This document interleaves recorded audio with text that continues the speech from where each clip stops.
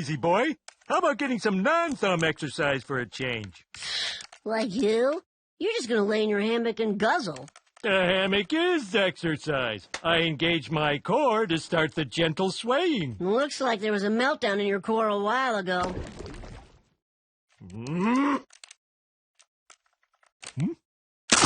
Okay, Junior Simpson. How about a game of actual football? Me and my awesome VIP friend group versus your sucky dweeb nerd posse. Okay, but if I win, I get your desserts for a month, and not February. Fine. And if I win, you have to dress up as me, go to work and do nuclear stuff like a loser. Deal.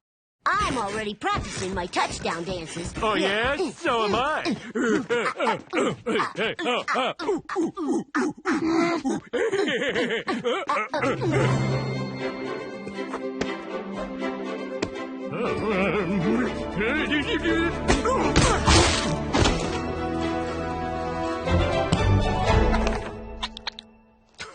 Daddy does not suck.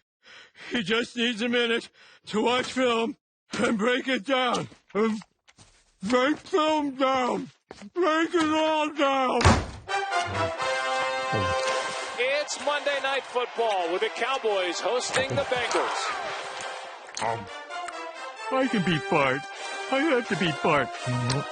Just as long as I don't fall asleep. Must stay awake and not have a elaborate dream where Bart and I are in the NFL somehow. And welcome to an elaborate dream where Bart and Homer are in the NFL somehow. That's right, the almighty shield has descended on Springfield in a mystery state. This game was supposed to happen in Dallas. Now it's happening in the little town that can't and won't. And with that, we say welcome to Springfield, Ohio, football fans, and thanks for joining us on this Monday night. I'm Drew Carter alongside Mina Kimes and Dan Orlovsky. And Mina, this is one we've been looking forward to for a while. The first NFL game ever here at Adams Stadium. We're just thrilled to be here. Drew, I've been waiting my whole life to say this. Hi, I'm Mina Kimes. You may remember me from shows such as NFL Live and that podcast I co-host with my dog. And I am so pumped to be here in Springfield at Adams Stadium. The atmosphere is electric. Although, Dan, we don't actually know which team the crowd is rooting for because we don't know where Springfield is. It could be in Ohio. It could be in Texas. All we know is that it is apparently America's meanest town and its fattest town. Don't! I've been waiting to do just that. This is the least popular town in America. I'm Dan Orlovsky. I am on the same show as you. I do not have a podcast, but I am equally as excited to be here in Simpsons world. Well, Dan, just give it time because everybody has a podcast. But as we look at this game tonight, it's two teams, Mina, with an outside chance at making the playoffs. That's the bad news. The good news is lots of star power and two craptacular defenses. Starting with the Cowboys, who should we be watching tonight? Yeah, obviously this Cowboys season hasn't gone as hoped, particularly losing their starting quarterback. Dak Prescott really turned things south. But after a 5-game losing streak, they have won a couple of games, and a lot of that is because of the return of this guy, Micah Parsons. He's been unbelievable since coming back, leading all edge rushers and pressures. He is a big part of why this defense has been getting after quarterbacks lately, along with their young linebacker, DeMarvion Overshown, who's a player to keep an eye on. Well, you guys talk about some bad defenses. I think there's going to be some opportunity to have defensive backs saying, eat my shorts. Wide receivers, is Bart going to play quarterback? Is Lisa as smart as the Bengals quarterback, Joe Burrow, who's probably been the best passing quarterback in football this season, top 3 in basically everything in the NFL? I think him, T. Higgins, Jamar Chase will have some opportunities to add to those numbers tonight. And Joe Burrow was first in passing yards entering this week, leading the NFL in pretty much every category. And speaking of elite quarterback play, let's check in with our competition on the broadcast tonight. We have a special guest today on the Manning Cast. You all know him as America's favorite nuclear employee and donut-loving dad, Homer Simpson. I'm thrilled to be here. I've been a big fan of this show ever since someone explained to me what it was 5 minutes ago. Do you guys sign this football? Come on. Homer, we know you're a big football fan. Who's your team? I kind of wait to see which team is winning the most, then act like I've always been a diehard fan. Go Favorites! Homer, that's terrible. All right, Homer, you've racked up a lot of highlights over the years. So, what we thought we'd do here today is take a look at you in action and weigh in with our expert analysis. Well, people do love watching you talk over things. Homer, talk us through what you're seeing here. Well, I think there comes a time in every man's life when he finds himself trapped in some runaway construction equipment. Wow, I gotta tell you, that's a pretty solid hit.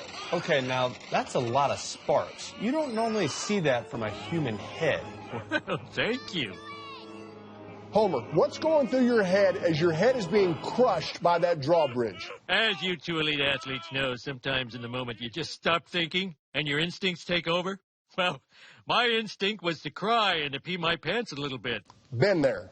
Done that. So, Homer, tell us what you learned from being on the Manning cast. Well, you guys taught me what's really important in life. Finding a job where you only work 3 hours a week, and also not every week. Well said, Homer. Let's eat to that. Stay tuned for Bengals versus Cowboys. Donut. All right, folks, it's not just Homer who's at Adams Stadium tonight. Itchy and Scratchy are the chain gang, and they're up to their typical antics already. Also here, Marge is in the stands. Let's see who she's rooting for. Is it her husband, Homer, and the Cowboys, or her son, Bart, and the Bengals? Abe Simpson is here. Grandpa typically yelling at a cloud. Tonight, he's yelling at the crowd. Chief Wiggum, as always, has a donut. Seems to be confused about who's playing in this game, and there's Sideshow Bob. What does he have up his sleeve tonight? Are there any rakes here? Mr. Burns saying excellent as he has finally brought the NFL to Springfield. Comic book guy. Will he be impressed by what he sees? I'm guessing probably not. And there's Maggie Simpson all the way up in the sky cam. She can't speak, but she can operate this machinery. Her older sister Lisa giving a pregame speech. I know I'm not the first choice to deliver a football speech, but I agreed to when I realized that I guess I'm sort of the valedictorian of this team. So with that, friends, family, coaches, and various kick returners, I would like to begin with a quote. The dictionary is the only place that success comes before work. That, of course, is from Vince Lombardi, gridiron legend and fellow dictionary fan. So in conclusion, let's go out there and win! Not just for the victory, but also as proof of how good and motivational this speech was! Now go get 'em! Okay, listen up, meatwads. It ain't often I'm asked to be motivational. No, I am more the cautionary tale type. But today, I want yous toilet tanks of talent to approach this game like you're me fighting a pigeon for a french fry. Sure, the opponent's gonna peck your fingers and maybe talon your eyes out. But if you hang on, if you bear down, yous all could walk away with something salty and still with ketchup on it, maybe. Now, let's go crumble up them Bengals and scatter their bits around like that poison that is supposed to take care of roaches, but it never does. It doesn't, but you is. Let's go. Love both those speeches. Don't be fooled by Lisa's SAT vocabulary. She wants her team to hack the bone. She wants to put the Cowboys in braces. Dental plan. That's right, and what could be more beautiful than the savage ballet that is football? Kickoff is next.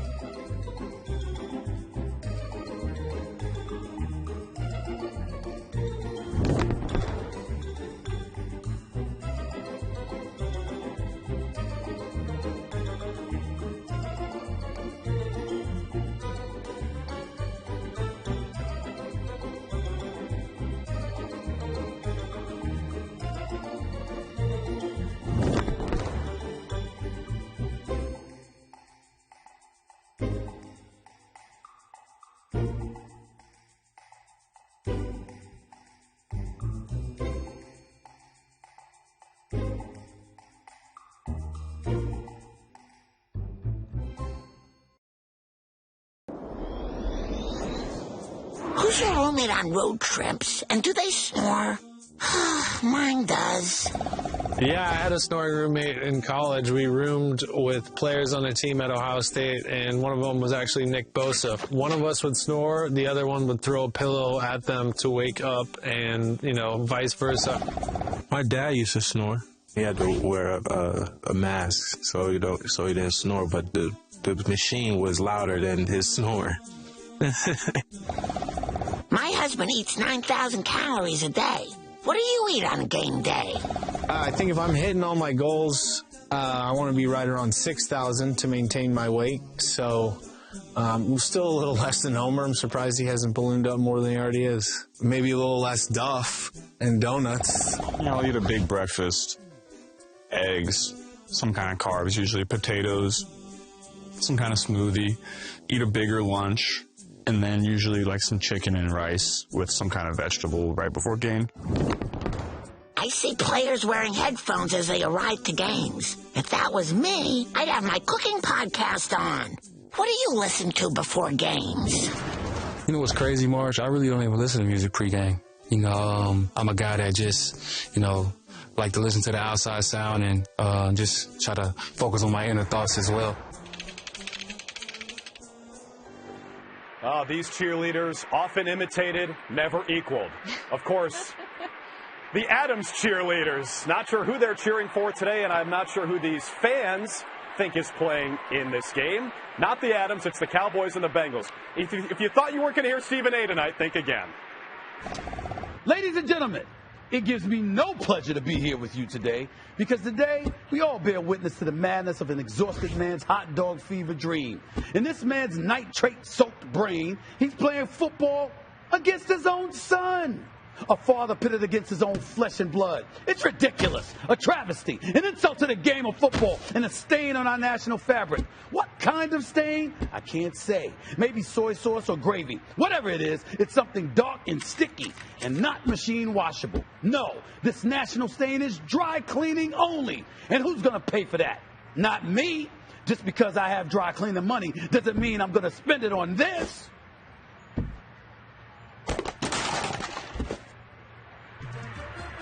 Well yelled, as always, Stephen A. There you see Bart getting ready to take the field with the Bengals. He's got the Lambeau Leap at Adams Stadium. His dad, it's going to take a little extra effort. He does eat 6,000 calories a day, but he got up there. Not everyone's excited about this one, though. Spider Pig doesn't like this term. It's time for the coin toss.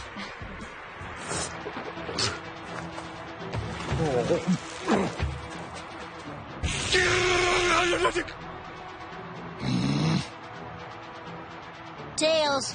The other one. Tails. Well, you little... I'll take you to randomly guess correctly. Groundskeeper Willie is also in the building. You see who he's rooting for, and he's not cleaning up for any of you. Let's see who else is here and who's playing in the game. Homer Simpson, Sector 17 Nuclear Power Plant. No, Sislak, Shelbyville Dog Training Academy. Bart Simpson, University of South Melbourne, also known as You Smell. Hi, Lisa Simpson. Harvard class of 28, then probably Yale class of 30. I think it's important to mix it up a little. Nelson Muntz, Springfield Elementary Detention. Herschel Kristofsky, Clown College, also known as ASU. I'm Ralph! All right, some of the residents you see who will be playing in this game. Remember, it is Homer and his awesome VIP friend group, a.k.a. the Cowboys, against Bart's sucky dweeb nerd posse, a.k.a. the Bengals. And there you see, it's not Moe's Tavern, it's Moe's Juice Bar. So it's a little bit of a healthier alternative for the fans here at Adams Stadium. And, Mina, we're going to see some star power from not just the NFL players, but also the Springfield residents today. Yeah, I'm interested in seeing when some of these characters get on the field. Homer, not going to see him play a lot, I think. He's not really the most athletic of the Simpsons, but maybe he'll surprise us, Dan. I think it's going to be a challenge for Homer to stay awake during the game. Notorious napper, general resting is his greatest hobby.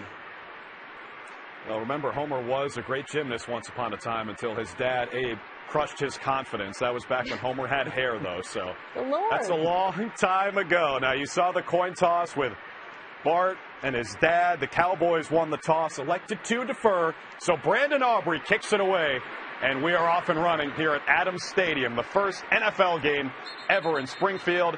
It is a touchback, and so Joe Burrow and the Bengals will start with the football at the 30-yard line. And, Dan, this is a Bengals offense that has been elite all season. The only problem is they can't stop anybody. This offense is unbelievable. Joe Burrow is significantly greater than as is Jamar Chase and T. Higgins. They'll probably have to score 40 tonight, and they start with Bart Simpson as their tailback. Yeah, Bart, who didn't show much football promise when he was playing for the elementary school team. He's in for Chase Brown, and Burrow will throw on the first play. Get it to Jamar Chase, one of the most dynamic weapons in the NFL. He picks up 3 yards. He's tackled by Trayvon Diggs. Yeah, eat my shorts is one of Bart's catchphrases, and it could be an offensive game plan for the Bengals tonight because those short passes are a good way to mitigate Dallas's greatest strength, which is that 4-man rush. Now highlighted by Micah Parsons, who always embiggens your chances to sack the quarterback. You'll notice that the aliens Kang and Kodos are spotting the ball today. Burrow fakes the pitch to Bart. He dumps it off to the tight end Drew Sample, and he picks up just 1 yard as Mina's guy DeMarvion Overshown makes the tackle. Mina, I know you love Overshown. How about the Bengals coming out twice using Bart as a little bit of a decoy, trying to fool this Cowboys defense? Overshown is one of those bright young stars for the Cowboys. Yeah, it's interesting, Dan. They first started in the pistol. They had Burrow under center. Typically, he is in the shotgun, which is, of course, Mo's favorite formation. Yeah. Mo keeps one of those behind the juice bar at all times. It's 3rd down and 6. The play clock is down under 5. Burrow clapping his hands. He gets the snap. He scans. Cowboys bring the heat, and that pass is incomplete. Trayvon Diggs with a great play trying to find T. Higgins. The pressure provided by Osa Odigizua, and Barney he appears to be with it. He does not know that it's the Bengals, not the Bungles. It's great to just see Diggs on the field because something that occurred to me, we have not seen him and Deron Bland and Jordan Lewis all healthy and playing at the same time, which is a big part of the reason why this Cowboys defense has struggled all year.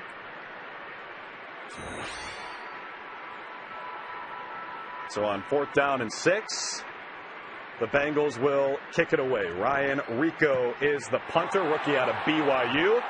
That is a booming kick. Don't have to worry about the scoreboard here at Adams Stadium like you do at Jerry World. One of the fastest players in the NFL, Kavontae Turpin, returns at 20 yards and sets up the Cowboys with good field position. What's happening on the sideline right now? The Mo's Juice Bar. It's kind of like fruit blood. Hello. Are you Wes? Wes to draft pick? Wes to draft pick? This guy thinks I'm a wasted draft. Oh, wasted. You! Hey! You got him. That's exactly what Mina did earlier today when she got Dan with a huge ass pun on the depth chart. There's Rico Dowdle. He gets the carry on the first play from scrimmage for Dallas and picks up 2 yards. Dan, how did you fall for that? You knew what was happening. Just No, like... No idea. Just like that happening. Just for clarity, spelt Hughjass. Just for clarity, so technically can be a legit name. He saw a sideshow Bob stepping on Riggs. That's what Dan felt like when he got by that one. Dowdle again. 2 plays, 2 carries for Rico Dowdle. He picks up 7 yards to set up 3rd down and short. Jordan Battle and Geno Stone, the safeties, combined for the tackle. Yeah, handing the ball to Dowdle there against this Bengals defense, so soft against the run. A perfectly cromulent play call. And it's a perfectly cromulent decision to use more Rico Dowdle. For some reason, he did not get the bulk of the carries for much of the Cowboy season. Last week, topped 100 yards against the Giants. Hopefully, we see more of that tonight. He might be so good they can send Ezekiel Elliott to the Springfield retirement castle. Ooh. Third down and 1. Rush. Cooper Rush, the quarterback, off the play action. He throws, and that is complete for a first down. A gain of 14 for the tight end, Luke Schoonmaker. Cromulent, I would say, would be the bottom or starting point of this throw. Cooper Rush gets outside of the pocket. This Bengals defense has struggled all season long to cover people. And if you had asked me which team I thought would have the first down of the game, I would not have taken the Dallas Cowboys. Playing with their backup quarterbacks, you see Kang and Kotos. First up, spot the ball. Second up, dominate the world. Cooper Rush again throws on first down. He's got a completion to C.D. Lamb, who last year led the NFL in every category for a receiver, Dan. Yeah, simply put, they have to get C.D. Lamb the football if you're the Cowboys. You don't win with friends. You win if you're the Dallas Cowboys, getting the ball to your best player, a little out route to C.D. Lamb, and now Homer enters the game. Interesting. Dak Prescott out for the year. Cooper Rush, a good start tonight, but they are putting Homer Simpson out there at quarterback. Oh, boy. On 2nd and 6, he fakes the give to Dowdle. He throws, and that is complete. What a start Homer. for Simpson. It's C.D. Lamb. He was listening to Dan. Throw it to 88. Always a good bet. You know, Dan, in some ways, the Cowboys' offense is actually a pretty good fit for Homer. Almost no motion, which we know is his preferred state. Also, they operate out of the spread a lot, which I'm sure he loves. It makes him go, spread offense. Great start for Dallas. Everything is coming up Millhouse on this opening drive for the Cowboys. Cooper Rush is back in there, that trademark cadence. Here we go. They try to set up the screen to the running back Dowdle, and that is incomplete. I also love the fact that on Homer's first play and he throws it to C.D. Lamb, immediately the donuts enter the conversation. If I had to rank them, I would probably go chocolate 1, vanilla frosting 2, and then strawberry frosting as a 3rd. Somehow the least objectionable of any Dan Orlovsky food take I've ever heard.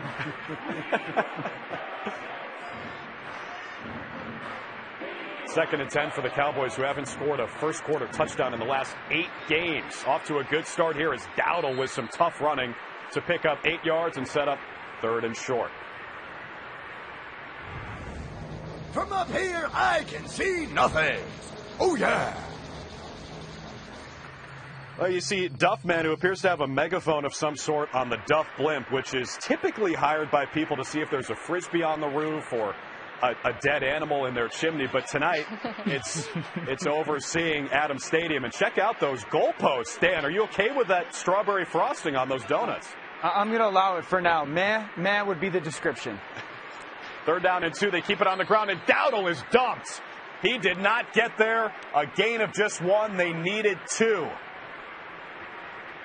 What do you think, Dan? Going up against Joe Burrow, you know that offense is going to move the ball on you. Do you think Homer channels his inner Marge and resorts to some gambling here, going for it on 4th down? There's no question about it. I would put Homer in the game, put the ball in his hands, and allow the least but best athlete on the Cowboys offense to go make a play. ESPN analytics say go for it, and so does Professor Frink, I've just been told. It's 4th down and 1. They empty it out for Homer Simpson playing quarterback. Play clock down to 3. Simpson looking to throw. He floats it toward the end zone. Touch diddly down! C.D. Lamb! Woohoo! Oh, boy. Homer Simpson. And that's just a perfect celebration for Homer's first touchdown pass in the NFL. Well, Drew, you said that the Cowboys had not scored a first quarter touchdown. Well, that's impossible against this Bengals defense. CeeDee Lamb, corner route, touchdown.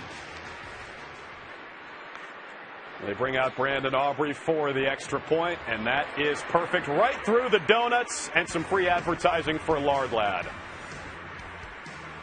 A great start for Dallas. Homer Simpson once had Go Bengals tattooed on his chest. Now he's playing for the Dallas Cowboys. They put him in there on 4th down, and he throws a strike to CeeDee Lamb.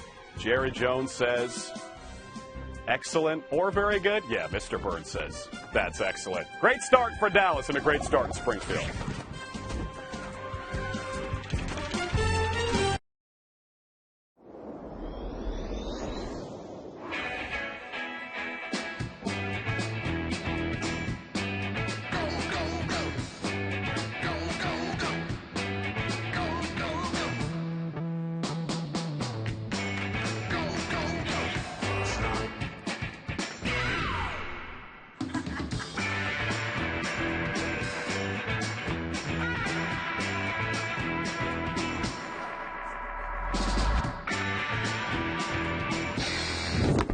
Ever want to do anything exciting? Like what? Why didn't you bring us to a pirate port full of pirates? Because we are also pirates. I'm gonna help you. If you don't get us home, I will. And me. And me. Deal. A crew of murderous bounty hunters is coming. Look! Yeah, I got it. They seem ill-favored for combat. Skeleton Crew. New episodes Tuesdays on Disney.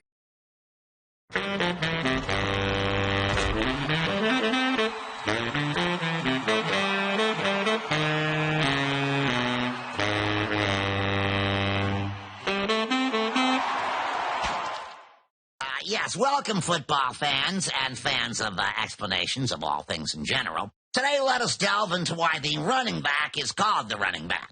Okay, so the delving's going to start now. Running back, it's a very apt name because once this player gets the football, the big, mean, horrifyingly scary fellows on the other team, they desperately want to take it from him. Hence the running of the back. Yes, you see, this gentleman's trying to keep the football, so he will run. He'll run from the ruffians and hide in the coach's office until his mommy can pick him up. All right, well, I'm sure that explains that very clearly and concisely, and with a modicum of logic thrown in for absolutely no extra charge. Frink out. Thank you, Professor Frink. We have been thoroughly delved in a great explanation. You see, the Cowboys with a 7-0 lead, their first opening drive touchdown of the entire season. All they had to do was come here to Springfield and play at Adams Stadium, where there's not an empty seat in the house for the first NFL game ever in one of America's 400 fastest growing cities. And all they had to do was play the Bengals defense, which is really going to be a storyline of this game and of this season. I know Dan has been tearing his hair out like Homer, watching them all year, miss tackles, fail to rush quarterback, and struggle to cover. Am I missing anything, Dan? No, that Bengals defense is the tire fire. You know, if you think it smells bad and plays bad, you are absolutely right. This Bengals offense is a quarterback that's been an MVP candidate and caliber player. Their receiver, Jamar Chase, is one of the, if not the best in football. And they have 4 wins because they play like they did in that first drive. Well, Micah Parsons, who's rushing Joe Burrow tonight, said that Joe Burrow should be the MVP despite the 4-8 record. You saw the numbers earlier. Chase Brown gets a carry for a short yardage on first down. And let's bring in Homer Simpson, who just threw a touchdown pass. Homer, how do you think it's going so far? Well, I've been giving it 110% and taking it one play at a time. And can we stop? Cliches are hard. Yes, they are. And there's a lot at stake tonight. Is there a particular dessert you're going to miss the most if Bart and the Bengals win this game? Well, I'd rather not say, out of respect to all the other desserts I like to eat. A gentleman doesn't gorge and tell. Very respectful. And how do you think Bart will handle your job and the nuclear stuff he might have to do if you and the Cowboys win? Oh, I have nothing but faith in my son's ability to nap at work just as well as I do. As the saying goes, the apple doesn't sleep far from the lazy tree. All right, Homer. Bart, yeah, he would have to head right to Sector 7G if The Cowboys win this game. Thank you, Chief Wiggum, for letting us know it was a neutral zone infraction against the Dallas defense. So 2nd and 2 coming up for Cincinnati.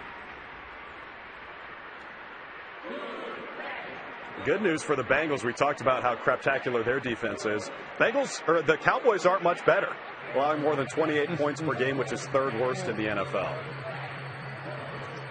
Cowboys have an excuse, though, with all the injuries. That is true. Burrow gets it away, and Chase Brown's got the catch. Release the hounds, say the Bengals. A 13-yard great play. Overshone and Wilson team up on the tackle.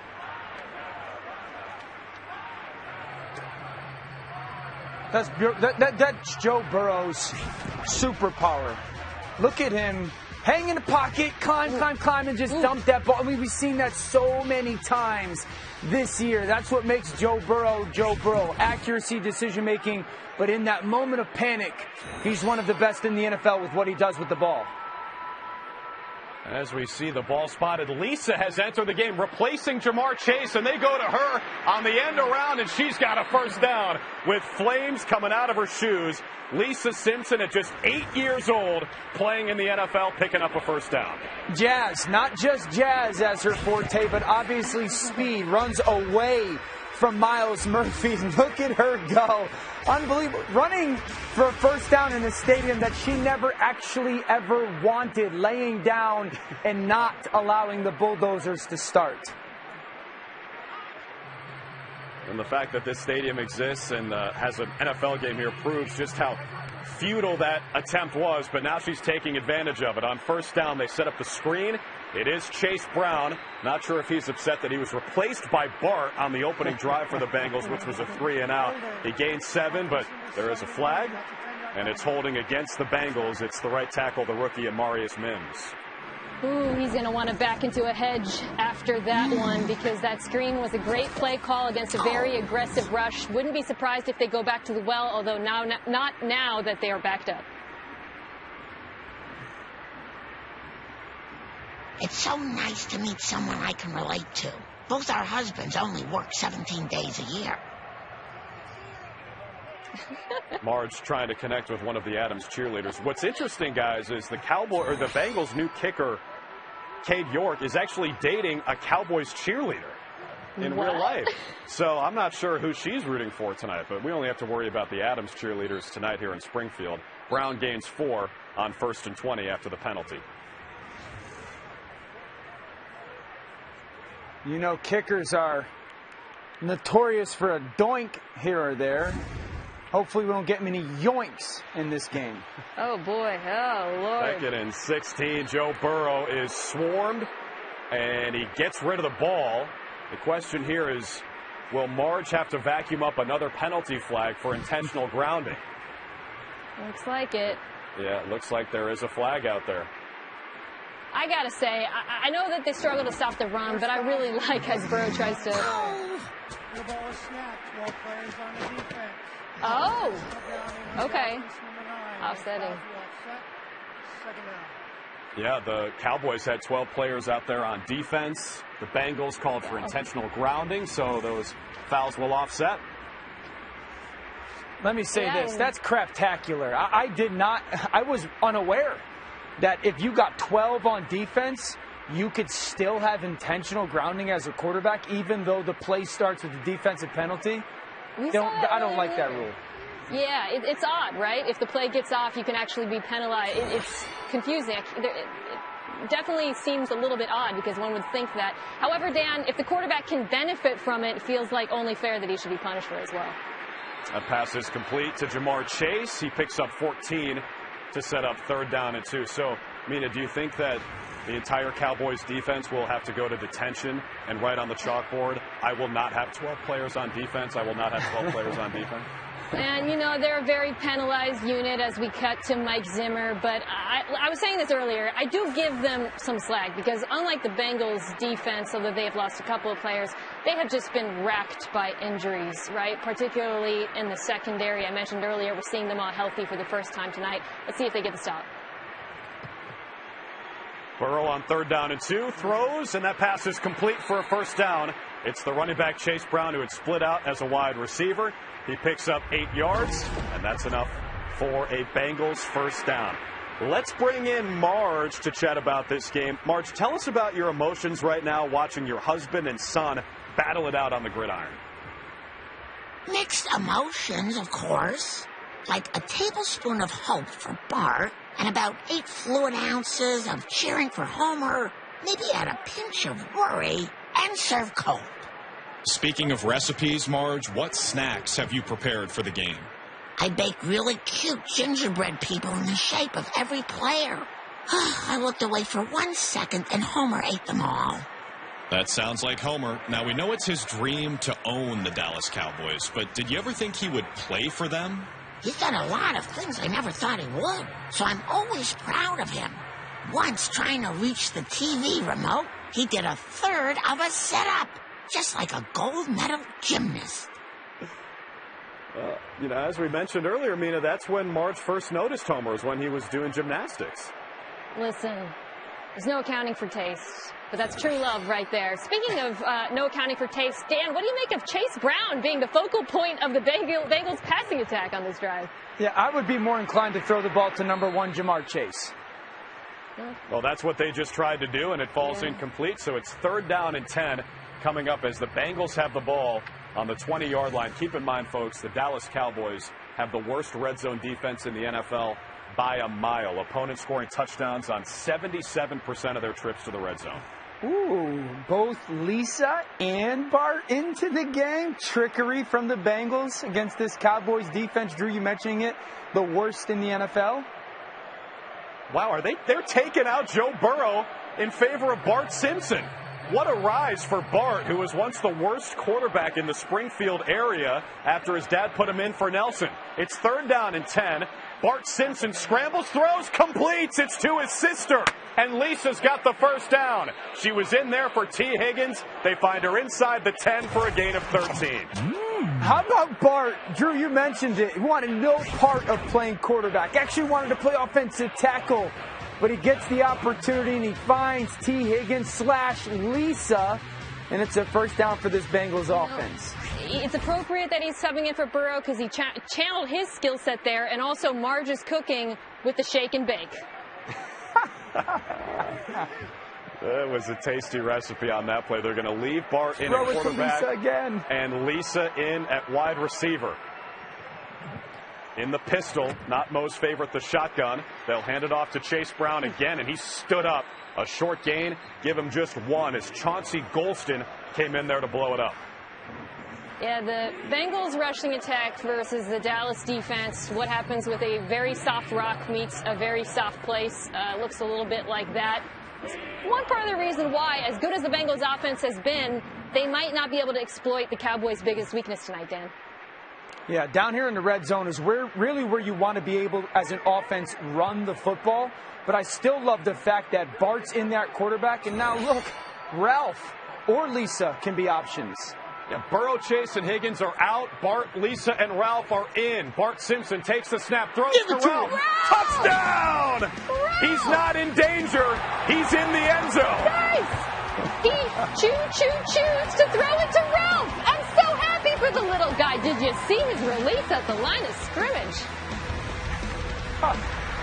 Not bad for a kid whose first helmet was a mixing bowl that he got his head stuck into. What a throw from Bart to Ralph. And Bart is fired up. He's got his Adams Stadium leap on point. And look at the skills from Ralph. With moves like that, Mina, he's going to get a scholarship to Bovine University. Oh, I'm just happy for the kid. What a story. What a moment.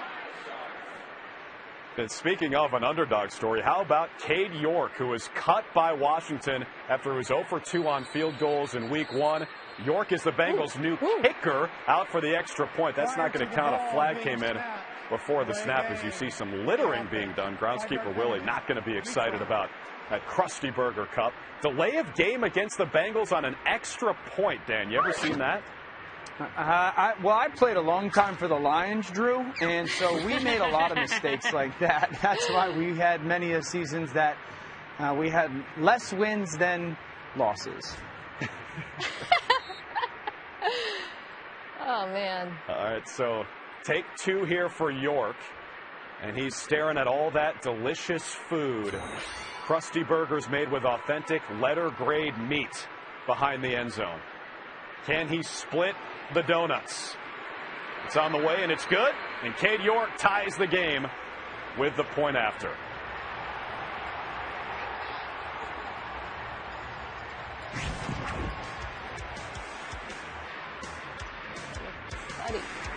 Look at the throw. Bart. The concentration. Perfect to Ralph. Maybe lost. Oh. A little celebratory nose-picking never hurt anyone. He's found himself in the end zone. Now, earlier this week, Lisa got a chance to talk to some of the players. As you may have heard, I play saxophone at a 10-year-old level. Do you play any instruments? I used to be in like the orchestra. Back in middle school, I used to play the bass. Did I like it? Yes, because I stood up the whole time and didn't have to sit down and have to do all that. Was I good at it? No. When I was in the 7th grade at Summer Creek Middle School, I had the honor of being denied alto saxophone in order to play the bassoon. It's about 5 feet long, a double-reeded woodwind instrument, the largest woodwind out of all of them. I learned how to play the piano a little bit this off-season. So right now, all I got is a couple songs on piano. In my NFL career, I have taken up piano. I'm a pretty solid piano player. I can strum a little bit on guitar, but not enough to pull it out in front of people. I've never played an instrument, but I would have loved to get into the drums, obviously.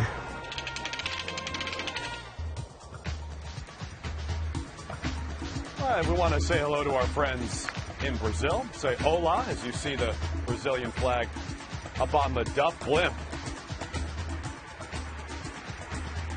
Hey, Springfield, for all we know, it could be in Brazil. Again, we were blindfolded and driven to the game, so we do not know which state Springfield is in. The only thing is, it's America's crud bucket. So while it could be in Brazil... Careful, Dan. Has to be in America. Don't name any states. We don't need any enemies on this broadcast. Yeah, the armpit of America's butt crack is another phrase we hear, slogan for Springfield, if you will. Again, what you interpret to be the butt crack of this fine nation probably determines where you think Springfield actually is. Is it in Ohio? Is it in Texas? I don't know. It is the little town that can't and won't. But, hey, what a windfall for Springfield tonight, hosting an NFL game. Again, part of an elaborate dream, we think, fueled by hot dogs. Hey, look at Lenny and Carl unwinding after a long day at the power plant. It is a Monday. They're playing some pool with some Cowboys players.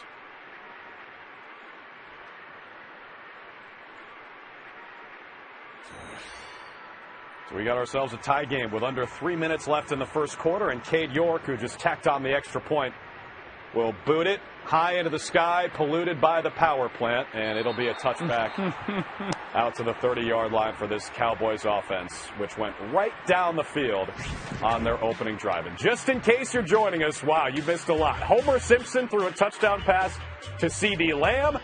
Bart Simpson threw a touchdown pass to Ralph Wiggum. Itchy and Scratchy are a chain gang tonight, so Ralph is in the touchdown column as Lisa has decided to meditate a little bit. There's so much violence happening between the lines. You can understand why she's trying to get a little bit of serenity. Cooper Rush and the Dallas offense take over from their 30, and on first down and 10, again, it's Rico Dowdle who picks up 3 yards. Let's go down to the sideline. It looks like... Play, but I'm really just licking peanut butter off this card. I learned this trick from Belichick. Let's run any play that doesn't involve Millhouse. That's a real play sheet. Poor Millhouse. Yeah, why did Bart do his best friend like that? Why does he want his best friend to get some touches? His mom thinks he's cool. Bart knows what he's doing. He'll get Nelson involved here. Oh, my goodness. An athletic specimen, as anyone who watched Bart Starr remembers. They try to set up the screen for C.D. Lamb. He shakes one tackle, and goodness. Lamb finds a seam, and he is off to the races. C.D. Lamb, delightfully saucy, inside the 25, a gain of 43. You guys, C.D. Lamb is so good after the catch. I bet Lisa regrets becoming a vegetarian watching him. With the ball in his hands, the vision, the agility, it turns what should be, honestly, a 3-4 yard gain at best into an explosive, just a very special player. Did we just reference Lisa regretting becoming a vegetarian because his last name is Lamb? That was part of the reason why she became a vegetarian, pardon me, because she met an adorable lamb, and he is another special lamb. Play clock gets low on 1st down and 10. The Cowboys knocking on the door of the red zone. Cooper Rush's pass is incomplete. His receiver hit the deck. And it brings up 2nd and 10. Going back to that long C.D. Lamb catch and run, Mina, if I had to ask you to describe this Bengals defense when it comes to their tackling this season, what would you say? Dan, I don't think this is physically possible, but somehow it both sucks and blows. Dowdle gets the call on 2nd down, and he has a 1st down and sets up 1st and goal for Dallas, a gain of 12 for Rico Dowdle, undrafted free agent out of South Carolina, and Barney Gumble is still asleep. That wasn't enough to wake him up. How are they in the red zone again? How did it happen so quickly? It was Cooper Rush. The last time the Cowboys got in the red area, they decided to turn the keys to the offense over to Homer Simpson, and he rewarded them by throwing for a touchdown. And we'll see what they decide to do here. Cooper Rush has been moving that football against this Swiss cheese Cincinnati Bengals defense. Last time they were down here, they threw the ball to C.D. Lamb. That would probably be the smart thing to do if you're the Bengals. You cannot cover him one-on-one. And they don't have to snap it, and they don't. So 2nd down and 10 for Dallas when we start the 2nd quarter. They will flip the field here at Adams Stadium. Hopefully the sun's not in their eyes. We'll be back after this.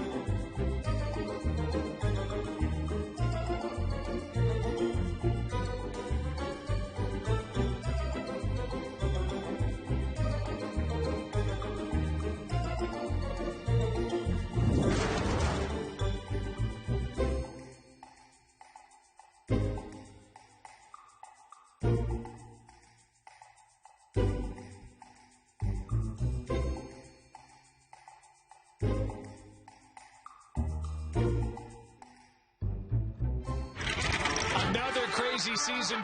Are you ready to keep this rolling? Let's go. With ESPN Plus, catch live NFL games. And enjoy the show. Plus, NFL shows from some of the biggest names in the game. Let's go to the tape. This ball is just thrown into a defensive team meeting. NFL Prime Time, only on ESPN Plus. Oh, did I mention our exclusive expert analysis? Why settle for some football when you can have more football? It's simple. ESPN Plus equals more football. Stream now. And welcome back to Springfield as we say hello to our friends over in Germany. The Duff Blimp giving some love to our friends across the pond. Dan, how about Homer Simpson? How about Homer, 39 years old, steps in at quarterback for the Dallas Cowboys, and he says, you know what? If this Bengals defense is not going to do not play man-to-man coverage on C.D. Lamb on the chalkboard, I'm going to throw it to him. And it's a corner touchdown by Homer and a little bit of a dance afterwards. He did once choreograph the Super Bowl halftime show, so we know he's got moves, and he can spin it a little bit too. He threw that touchdown to CeeDee Lamb. Let's see what the Cowboys decide to do as they are in the red zone once again. Maggie Simpson running the sky cam. I don't know how Marge feels about that. Before Maggie can even speak, she can fly around in that thing. Bart is in the secondary. So he's thrown a touchdown. Now he's trying to prevent a touchdown. Cooper Rush has the snap on 2nd and 10. He throws. That's picked off. Oh! It's Cam Taylor-Britt. Cam Taylor-Britt said, yoink. I'm going to take that. How about Bart? Bart Simpson coordinating the defense. Turn over. On the end of the line, uncovered. Penalties decline. First down, Cincinnati. A delicious turnover for the Cincinnati Bengals. So how about the Bengals? We talked about how the Cowboys' red zone defense is atrocious. The Bengals are 30th in red zone defense. They stand up there, Dan. That was a phenomenal play by Cam Taylor-Britt to tip that ball up to Bart Simpson. I didn't know Bart as a 10-year-old. He said he didn't want to play. I didn't know he was that athletic to get underneath that ball and make that interception. I don't want to embiggen the play, but you're taking points off the scoreboard against Dallas's offense and giving the ball back to your team.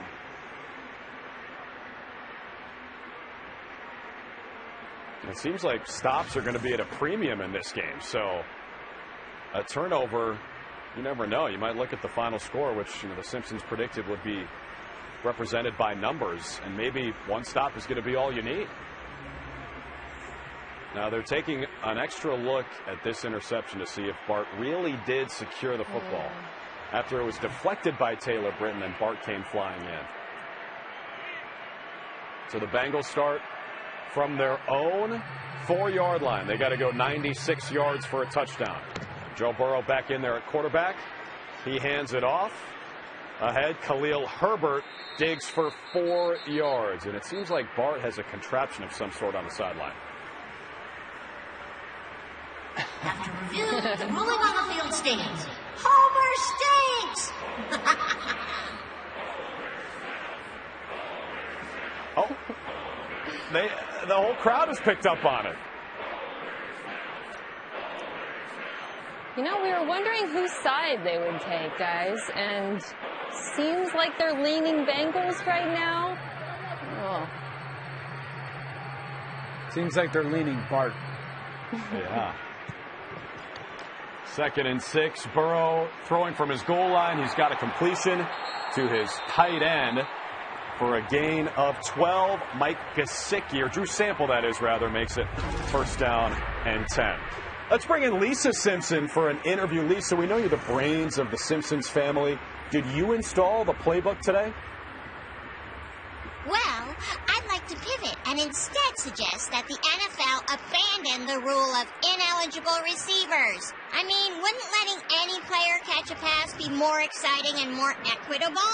Does the NFL have a prejudice against offensive linemen catching passes? Because honestly, I find that offensive. Something to think about. Now, what's it like teaming up with Bart to take down your dad and the Cowboys? Honestly, teaming up with Bart is never good. Now, though, I'd like to pivot again to question using the chain gang to measure distance. Seriously, in an era of GPS, computers, and digital tape measures, are we still really relying on 2 sticks and a chain? Is the time clock gonna be a sundial? I'll take my answer off the air. The sundial, which is where Mr. Burns, we thought, passed away after he was shot by Maggie. Interesting. 2nd down and 5. Burrow to throw. He's got a completion. It's Chase. It's a first down Cincinnati. It's a gain of 24 as Joe Burrow continues to pepper his top target, Jamar Chase. Who do you think? Who do we think has the higher IQ? I think Joe Burrow is one of the smartest quarterbacks in football. partly because of how well he plays, and then partly because he throws the ball to Jamar Chase a ton. Do we think it's him or Lisa? What is Lisa's IQ number at? Enough to be a Mensa member, right, Mina? Yeah, we didn't get that with our next-gen stats packet, Dan, but True is right. I mean, I would put Lisa up there with anyone.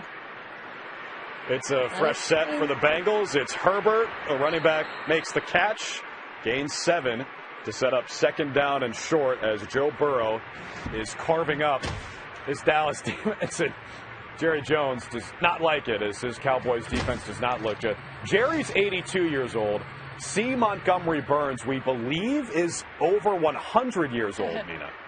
Yeah, you know, those guys, Mr. Burns, Jerry Jones, have a lot in common, but one key difference. Mr. Burns famously wanted to block out the sun, and Jerry Jones, well, his fans wish he would do that instead of letting the sun into their stadium.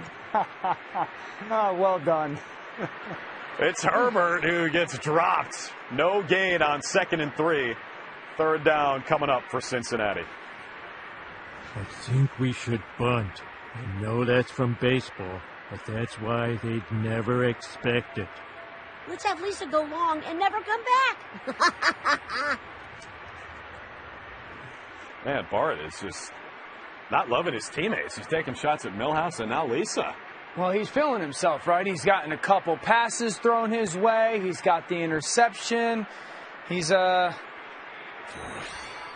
feeling very good about his performance so far. 3rd and 3. Burrow will throw for it. He evades the rush. He throws. It's incomplete. He was trying to get it to the wide receiver, Andre Yosivas. There is a flag down. For now, it's 4th down. And Marge will clean it up. Offense number 67. That's a 10-yard penalty. Interesting. Dallas has elected to enforce this penalty. It's a holding against Cincinnati. It's the left guard Cordell Volson. Well, probably Cincinnati knows that their defense is not going to be that resilient tonight. They were going to go for it more than likely if it was 4th and 3 past the 50-yard line. So this makes a lot of sense for Dallas. They can rush the passer. Where is Micah Parsons? Mo is on the field and force Cincinnati to convert long distance. Mo Sislak has abandoned his juice bar and he's playing linebacker for the Cowboys. Burrow pressured. The pass is caught. It's T. Higgins, and he gains 10, so we're right back to where we started. It's 4th down and 3. Did you guys see that? Mo is spying Joe Burrow. He's making sure that Joe Burrow can't get out of the pocket. The Cowboys using him, bartender, but athletic enough to make sure that Joe doesn't get out, and now it forces that 4th down. You got to be thinking Jamar Chase to T. Higgins, but look at Mo. Watch the athleticism as he just keeps eyes on Joe Burrow. Don't downplay Mo. He is better than dirt. Well, most kinds of dirt. Maybe not the fancy stuff, but also the spy on Joe Burrow. How about the respect for that sneaky athleticism? Stays out there for a crucial 4th and 3. Burrow's pass incomplete. Blown up by Mo Sislak. Kid Gorgeous, a.k.a. Kid Presentable, a.k.a. Kid Gruesome, makes the play. How about the celebration afterwards? You know, Drew, you mentioned Homer was in charge of the Super Bowl halftime choreography. He also started the taunting. Well, Mina was singing the praises of Overshone. Mo replaces him and makes the play.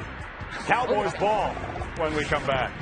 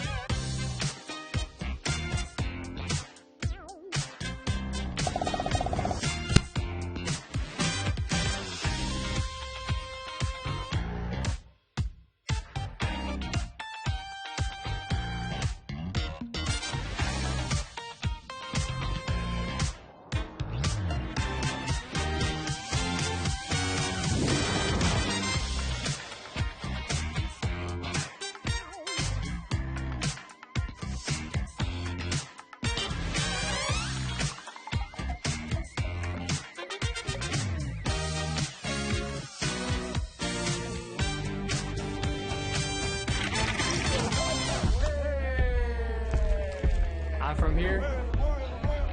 I'm from there. Esta tierra es tu tierra, mijo, ¿eh? Soy de aquí, soy de allá. There goes Will Hernandez. Somos familia de la vida y más allá de la sangre. Somos caribeños. Ustedes pueden hacer grandes cosas. I'm from here, I'm from there, and football is everywhere.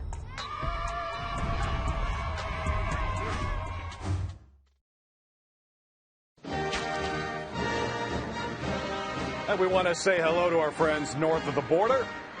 The Canadian flag on Duff Blimp as everyone around the globe tunes in for Simpsons Funday Football. Hey, Otto Mann, not just a bus driver, but he'd like to give you some guitar lessons. Cowboys take over after the turnover on downs by Cincinnati. Mo Sislak made a fantastic defensive play. He broke up the pass from Joe Burrow, and it is Cowboys ball just shy of midfield. Both offenses moving it just as we expected with these two defenses that do not provide much resistance. Cooper Rush is back in there at quarterback for the Cowboys. We've seen Homer playing some quarterback. It was his dream to own the Cowboys, but now he's playing for the Cowboys, and he's played well. They'll start this drive with a pitch to Rico Dowdle. He tests the right side and picks up 5 on first down. Yeah, Drew, Homer famously owns Tom Landry's hat, which he puts on whenever he has to make a difficult decision. Maybe something that'll happen tonight.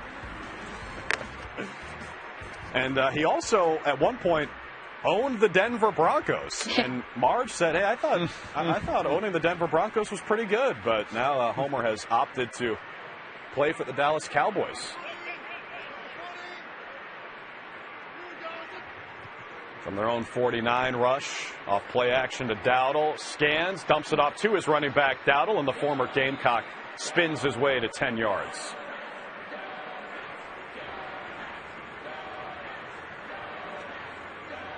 Let's bring in Chief Wiggum. Now, Chief, you've known Homer a long time. You were briefly in a barbershop quartet with him. You've arrested him at least a half dozen times. And yet your son is playing against him tonight. What are your emotions like, and who are you rooting for? Well, I'm not here today as a player's father or even a police chief. I'm just a fan today. A fan that got in free by reminding everyone that I'm the chief of police whose son is playing in the game. Smart. Now, how are you able to keep things in order here in Springfield tonight with such a large crowd at Adams Stadium? Well, people respect confidence. That's why I walk with swagger, swinging things from side to side.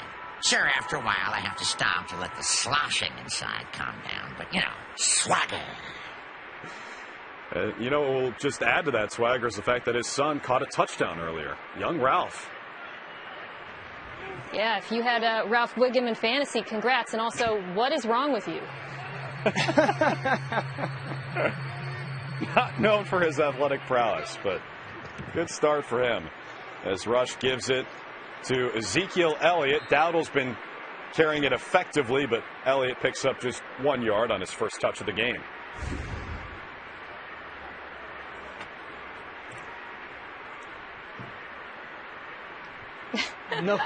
No one understands the QB rating system. Yeah. Yes, completely agree, statisticians. Oh, Montgomery Burns. He's telling everybody to shave their sideburns, just like he did with the power plant softball team. Boy, Drew, Cooper Rush, there's a haircut you can set your clock to. Second down and 9. Rush's pass is complete to his tight end, Jake Ferguson, the former Wisconsin Badger. Again, not sure how far Madison is from Springfield because we really have no idea where it is. But playing for the Cowboys now at Adams Stadium makes it 3rd down and 5. All right. The Bengals pass rush. Dan, the question that happens every game is anyone other than Trey Hendrickson going to get pressure? Yeah, 91, Trey Hendrickson is the guy for this Bengals defense. And if you're the Cowboys, where's CeeDee Lamb? How can you make sure that you put him in motion to create an advantage to throw him the football? Good call, Dan. There goes Lamb, number 88, in motion. 4-man rush for the Bengals. Rush flips it, incomplete. He was trying to find his 3rd-year receiver, Jalen Tolbert. Trey Hendrickson, right on cue.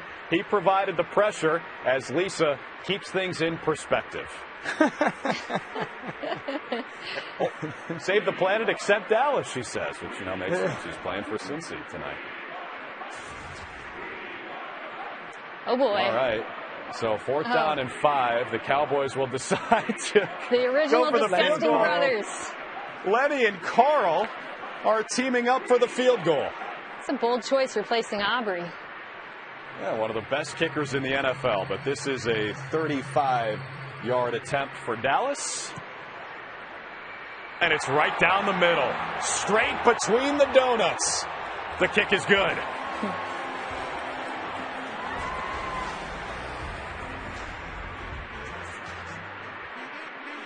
Oh, Krusty, don't be so hard on Krusty. That's yourself. tough. Hey, when you had Bart on as the I Didn't Do It kid, a lot of people were watching it then. He's at static ratings. So it is a field goal for Dallas. Lenny and Carl team up. The Adams cheerleaders are fired up for that. And the Cowboys are back in front here in Springfield.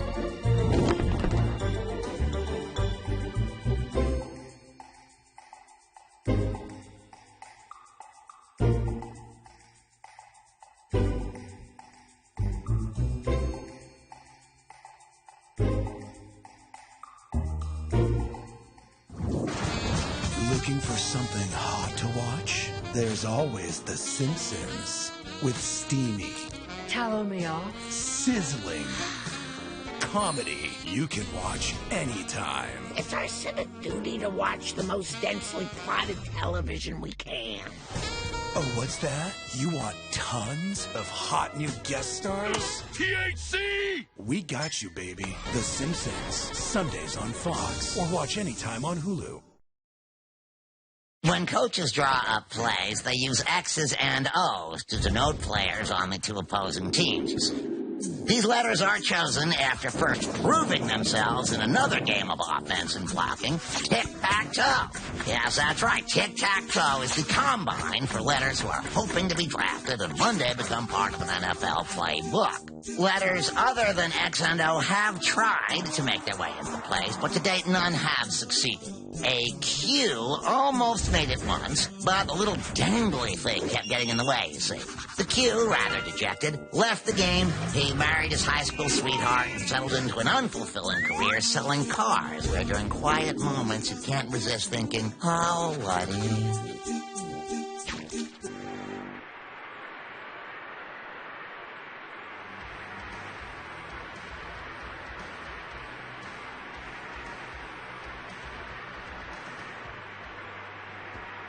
All right, welcome back to Adams Stadium here in Springfield. Thrilled to be here for the first NFL game ever in Springfield. Drew Carter, Mina Kimes, Dan Orlovsky back with you. Carl Carlson just kicked a 35-yard field goal for Dallas. And they will kick it away to Cincinnati. They got it back after a great defensive play by Mo Sislak, as all of the residents getting involved in this game.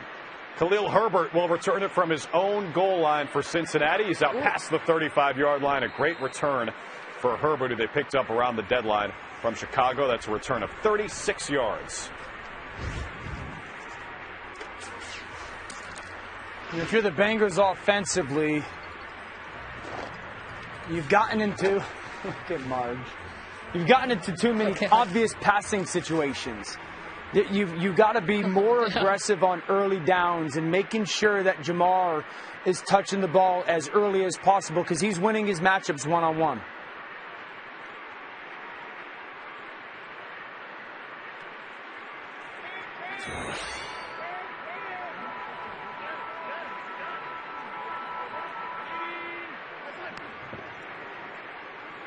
Burrow the handoff. Chase Brown cuts it up and has a short gain on first down for 3 yards. Let's talk to Bart Simpson, who's probably the MVP of this first half so far. Bart, what's been your strategy today? Strategy? That sounds like a Lisa word. I came here for football, not a spelling bee. Is playing NFL football as easy as you thought it would be? Yeah, probably even easier. I'm playing against a human duffel bag full of blubber and bacon bits. The trash talk continues. 2nd and 7. Burrow, pass incomplete. It was dropped by T. Higgins. Typically sure-handed when he's been available. He's been fantastic this season, but couldn't bring that one in. So on 3rd down and 7, they'll bring Bart back into the game. And, you know, for somebody who didn't get that piece of advice from Joe Namath, whose car started working before he could tell Bart the one thing he needs to remember to be a great quarterback, Mina, Bart's been fantastic today. Yeah, so fantastic that he feels comfortable subbing in for Dan's favorite human being on earth, and that includes his immediate family, Joe Burrow. Bart takes a snap on 3rd and 7. He steps up to avoid the pressure. He throws. It is complete. The Romanian Rocket, Andre Josivas, has 23 yards and a first down for the Bengals. Another great pass. That is everything's coming up Millhouse. I mean, that is an unbelievable job of Bart Simpson climbing the pocket, dealing with chaos. He's got craptacular everything around him and finds his receiver in that little soft spot. You know, Dan, I was giving grief for the Joe Burrow love, but it really has been remarkable this year. As good as he has been, I really think his game has gone to another level because of that pressure evasion. 1st and 10, Simpson throws. That is complete. Again, it's Jamar Chase. And, you know, Mina, the pocket can be collapsing around Bart, and he'll just stand back there and says, don't have a cow, man. I got this. And he throws a strike to his wide receivers. Yeah, the Bengals are taking Dan's advice. Really, it doesn't require a Lisa-level IQ to make that point, which is you should probably throw to Joe Burrow when the Bengals are on offense and throw to CeeDee Lamb when the Cowboys are on offense, but it definitely works. So Cincinnati has 1st and 10 from the Dallas 24. The Aliens spot the ball. Burrow in an empty set back in there at quarterback. That pass is complete to the tight end, Mike Gesicki. He gains 5 and takes the Bengals into the red zone. Yeah, that was a really good job by this Bengals offense, Drew. Mina, they saw pressure from the Cowboys' defensive blitz, and they wanted to make sure that the ball got out of their hands and got a completion. If I was the Bengals, I'd think about getting probably the most athletic person in the family, Lisa the football. That's a good call. They've got Lisa in there at running back right next to Burrow. For a 2nd and 5, Burrow looks that way, throws it to Lisa. How much talent for Simpson. She's near the pylon. What's the call? It's a touchdown. Or is it?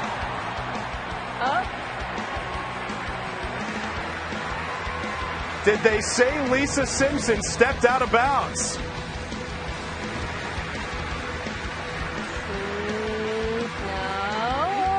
Bart likes it. I think Lisa, 2nd grade Lisa's, 3rd grade Lisa might step out. 2nd grade Lisa, no way. No way she steps out. I see green, Dan, between his cleat and the sideline there. I think that's a touchdown. Now it looks like they're spotting Lisa out at the 6, so she just makes sweet music, tight-roping that sideline. I think Lisa scored. Yeah, Dan, I think they're going to overturn this. How did she stay in bounds? Maybe it was the meditation she was doing before. You mentioned her being vegan, a little bit leaner, lighter, more athletic. All right, we will take a timeout here on the field, and let's check in with Marge interviewing some players. What's the worst trash talk you've ever heard? And don't worry about language. Bart's my son. Earlier in my career is a little meaner than it is now. Usually people have been really nice to me this year for some reason, and that has made me laugh because I'm getting a lot of compliments and not a lot of trash talk this year, which is a little different. I don't know if I can say this on live air, like national TV. So anytime we're in Philadelphia, they got some good stuff on. They do their research when we playing them. I think it would be nice if everyone got a turn to be quarterback. What position would you play if you could play a different one? If I could play another position, I would probably be a kicker. You know, they don't do too much at practice, so definitely be a kicker. I would really like to play defensive end. Obviously, I probably need to grow about 5 or 6 inches, probably put on about 40, 50 pounds, and then after that, it's all go. Are you happy about the you in video games? I can ask Bart to let you win when he plays you if you want. I'm not, actually. Madden always underrates me, I feel, but at least we get a free copy. Said Jarrett's always a character, and look at Lisa, tightrope in the sideline. That is a touchdown. Dude, play by Lisa that Simpson. shot is so cool. Like that is so cool that we have that visual of Lisa scoring that touchdown. The flames coming out from behind her, the up close pylon. That was awesome. It's amazing what the Springfield taxpayer has paid for. The incredible technology here at Adams Stadium, because you know Mr. Burns didn't pay for any of this himself. Who do we think has more money? Mr. Burns or Jerry Jones?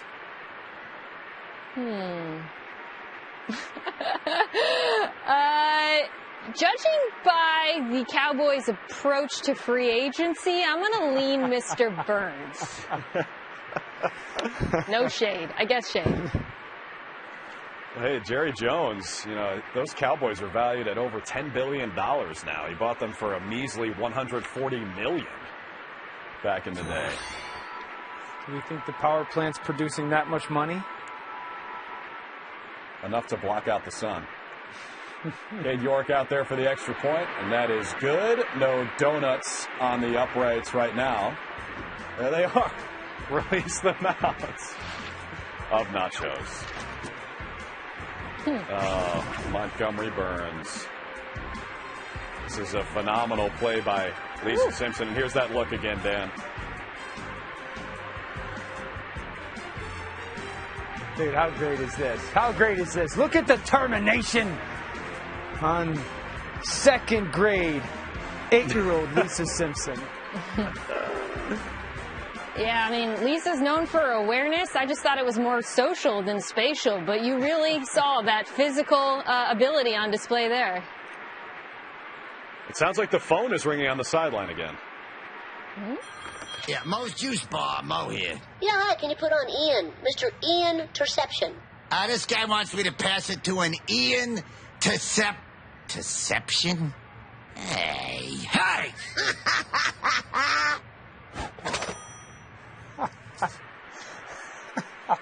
He always falls for it. Dude, they're so good. Seymour Butts, Amanda Hug and Kiss, the interception. Seymour Butts, what a great one. I may have been a teenager once or twice in having used that. And you still fell for huge ass earlier today. I apologize to all my teachers. So with 3.5 minutes to play in this first half, Cowboys will start at their own 30-yard line now, trailing by 4. So touchdowns for Cincy by Ralph and Lisa. And there is Maggie's running the sky cam, and it appears her pacifier has been replaced by a kicking tee. Not sure how sanitary that is.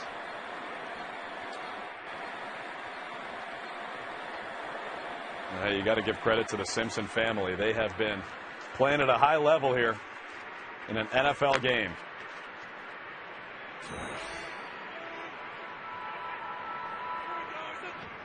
First and 10 from the 30 for Cooper Rush. That pass incomplete. He was looking for Jonathan Mingo, a midseason acquisition by Jerry Jones and the Dallas Cowboys. It's incomplete. 2nd and 10.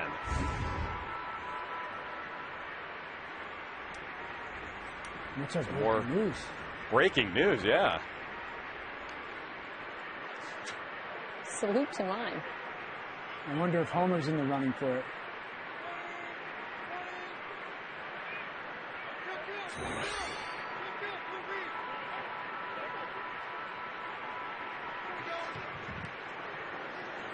Second and 10. It's Dowdle. And he'll make it 3rd down and 7. Let's go down and check in with Comic Book Guy. Now, sir, we assume you play fantasy football, so how has your season gone so far as we head into fantasy playoffs? My fantasies do not involve sports figures, thank you. Instead, I choose to imagine superheroes, radiated and non-radiated, and gladiator women with swords wearing steel bikinis. Thank you. Okay. All right. Interesting. A little movement by the Dallas offense. It looked like Jake Ferguson, the tight end, jumped. That's a 5-yard penalty. Third down.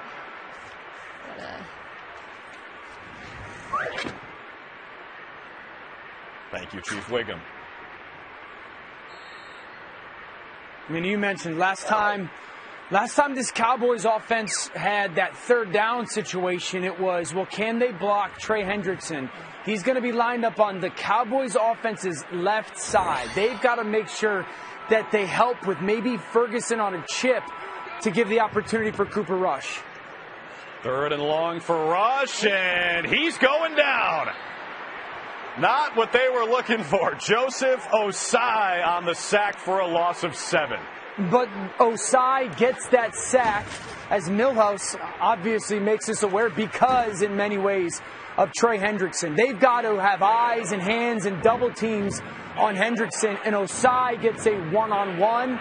He beats the left guard, Tyler Smith, and it's a huge sack for this Bengals defense. Yeah, I mean, Tyler Smith is, I would say, definitively the Cowboys' best offensive lineman. But you're seeing there what a challenge it is with all of the turnover they've had on the line. They lose Tyron Smith. They draft Tyler Guyton. Just constant change, constant removal of responsibility. Joseph Osai with the sack. The Cowboys will have to punt as we are at the 2-minute warning here in the first half. Homer to CeeDee Lamb for a touchdown. Mo Sizlak with a big stop. Bart to Ralph. Everybody's getting in on the action.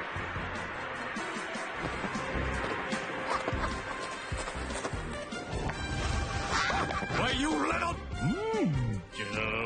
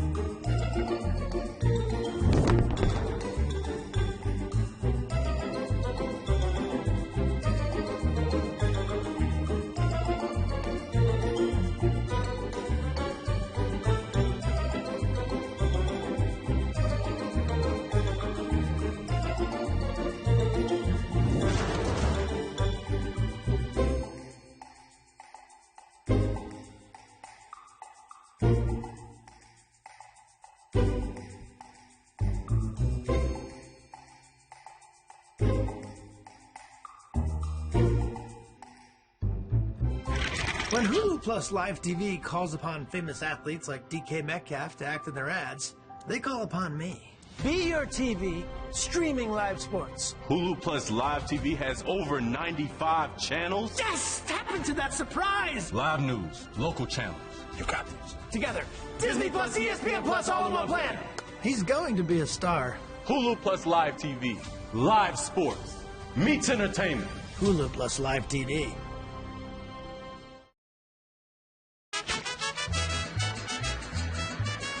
Duff Blim showing some love to our friends in Mexico as we are being watched worldwide. An NFL game at Adams Stadium here in Springfield.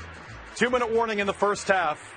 Cowboys facing 4th down. They will have to kick it away. Brian Anger out to punt. Please, punters, do not hit me. Okay, Duffman is worried for his safety. Again, this game happening in an alternate universe at Jerry World, AT&T Stadium in Dallas. You got to worry about the Jumbotron. Not the case here at Adams Stadium in Springfield. That punt is returnable, and the Bengals will have great field position out to the 45-yard line following a 12-yard return. So this is where Joe Burrow can make some magic. This 2-minute drill trying to add to this lead. And Dan, he's been fantastic in this first half. He's the first kid picked at recess. For all our kids watching at home, he's the first kid picked at recess. Guess who's the second pick? Number 1, Jamar Chase. And if any kid, as Maggie flies over, plays football at recess or PE, this is just my player better than your player situation. You want to throw the ball to the kid wearing number 1 as much as you possibly can. Burrow throws. That's what they do. They get it to Jamar Chase, number 1, and he's got a first down with a gain of 11. Yeah, 1 minute, 30 seconds, 3 timeouts. They can afford to throw short passes like that over the middle of the field. Clock is on their side on this drive. No need to hurry up. Into Cowboys territory now. Burrow throws. That's complete. It's Yosivas down inside the 40-yard line with $1:15 to play in the second quarter. Bengals rule! Cowboys drool!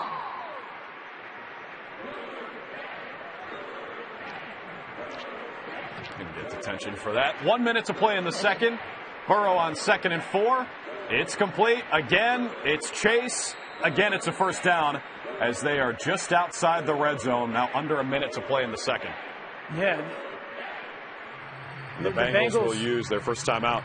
Yeah, Drew, it's just one-on-one. My guy better than your guy, and that's kind of their focus right now. If the Cowboys are going to play one-on-one, they'll throw the ball to Jamar Chase. Bengals moving the football.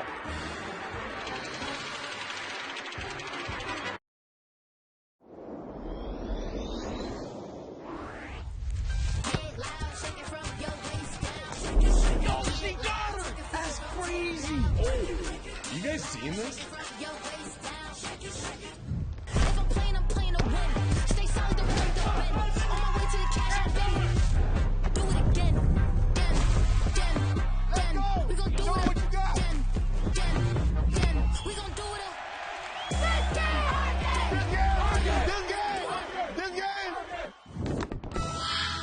Time it is.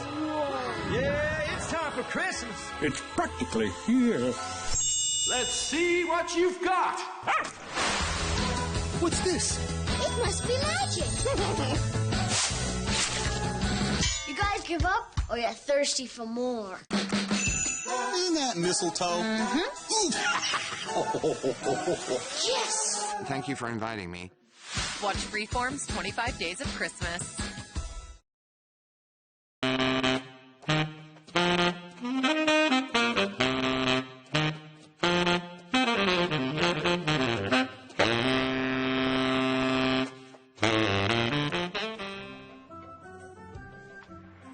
Lisa can play the sax and she can play some football, Mina. Look at this touchdown.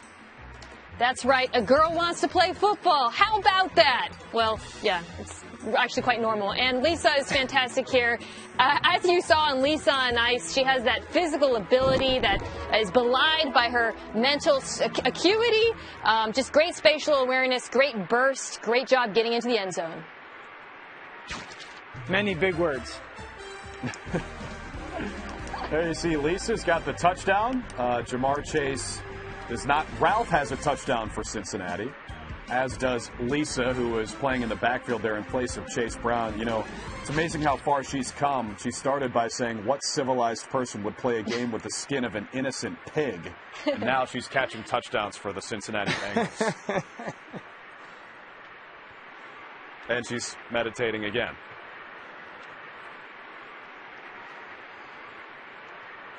The J.J. McCarthy, right, Dan? It's the quarterback who meditates.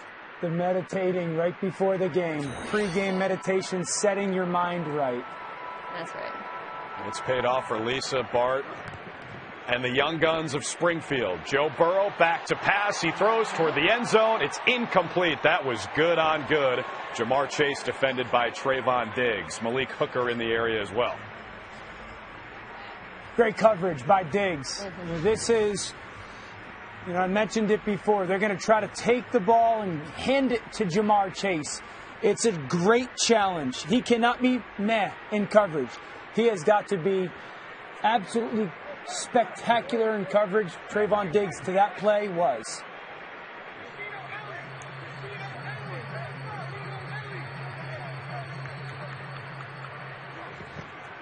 The 5 on the clock. Burrow takes the snap. It's Chase Brown. He evades a couple of defenders. How did he do that? That was impossible. It's the greatest 3-yard gain for Chase Brown you'll ever see. Now look at these guys studying film. Oh, Bart watching Itchy and Scratchy on his tablet. Let's see what Homer is watching. He sees a burger and a love letter from it. The Bengals will take their second timeout with 37 seconds left in the second quarter. 1 timeout remaining for Cincy. They'd love to punch it in for another touchdown. Yeah, it'll be interesting because if the Bengals don't get a first down here, do Homer and the Cowboys take a timeout and force a field goal attempt and try to save themselves some time to get the ball back? Now, if you do get a first down, if you're Cincinnati, I think you can take your time and not burn that timeout right away.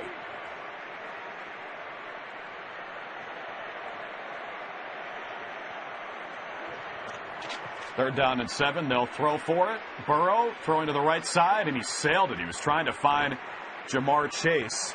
Oso Digizua applied the pressure, maybe forced that errant throw. Rare miss from Joe Burrow, and accordingly silence from Dan Orlowski in the booth. It just doesn't happen often. No. We'll keep that between us, guys. We'll keep that between us. It does not happen often. It does not happen often. I would have looked for a flag there, but they didn't get it. Oh, look at Krusty. Ooh, it's not Cade York. It's Krusty the Clown. Are those jumbo clown shoes going to help him on this 37-yard field goal attempt? Krusty with the boot, and it's pure. Krusty nails it. And the disco ball and the Krusty burgers. That's fitting.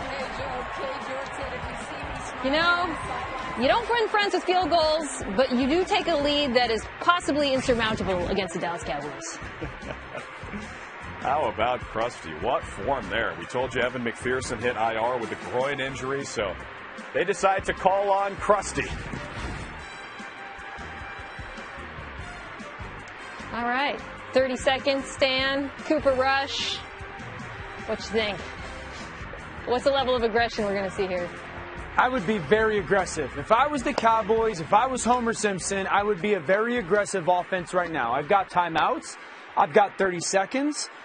I've got one of the best receivers in football in CeeDee Lamb. I'm playing against a defense that has been absolutely craptacular this year in coverage and tackling, and I would force them to show that they can improve on that throughout this game, certainly in this 2-minute drill.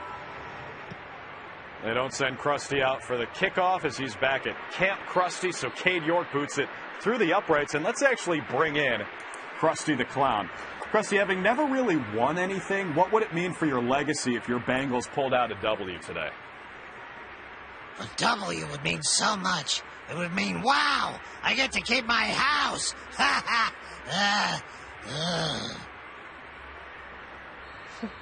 Grim. Interesting. I wonder if he has some action on this game, if he called up Mo's Juice Bar.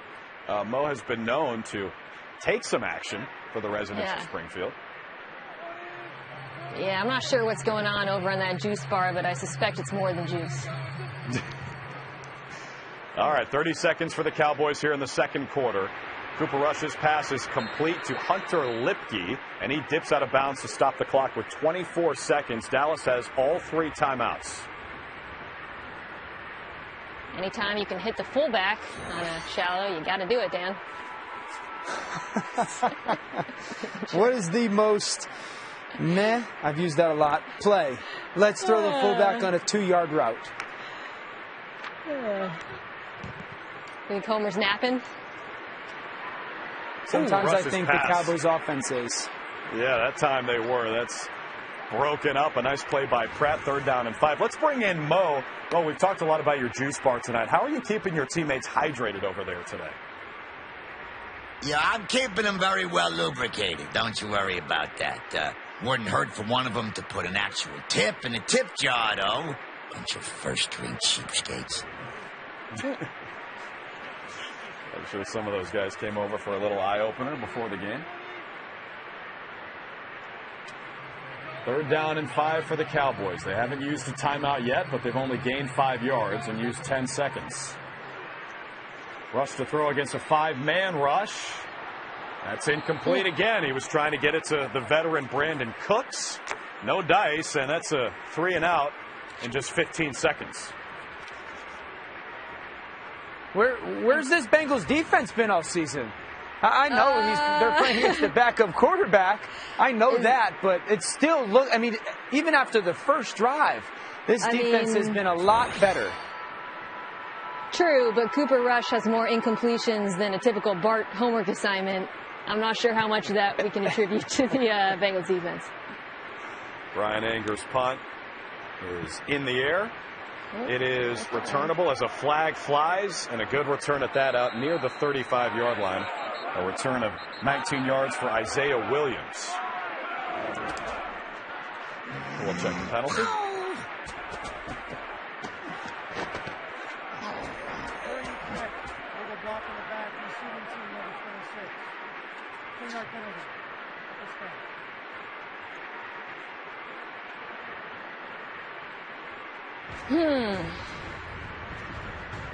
So 3 seconds here. Dan, I know you love Joe Burrow, but is this enough time? Can he throw a Hail Mary 100 yards? No, we're not going to be overly aggressive here as an offensive. Now, Bart's been known to do a couple crazy things, but if I was the Bengals, Joe Burrow, I'm going to take a knee and a 7-point lead into halftime.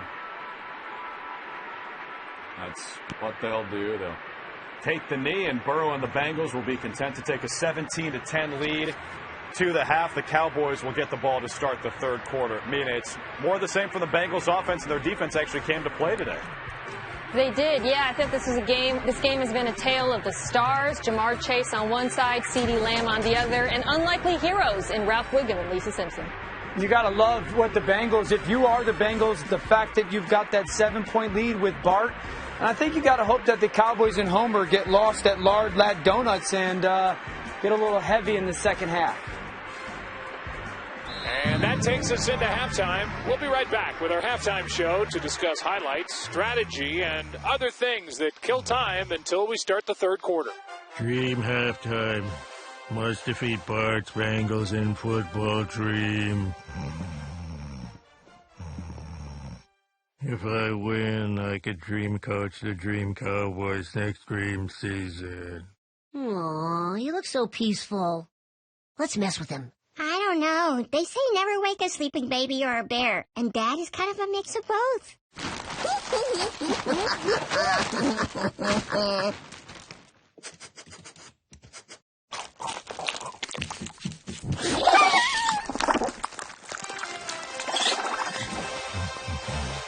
So much fun watching football with the guys.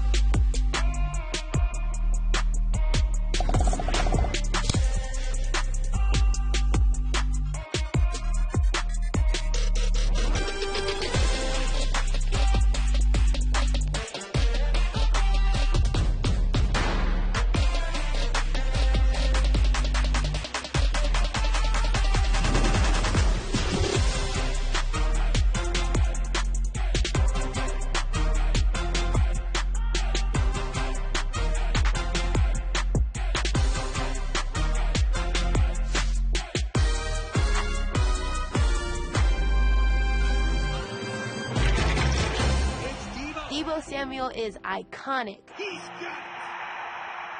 What makes him so special is that he's an incredible role model for student athletes like myself.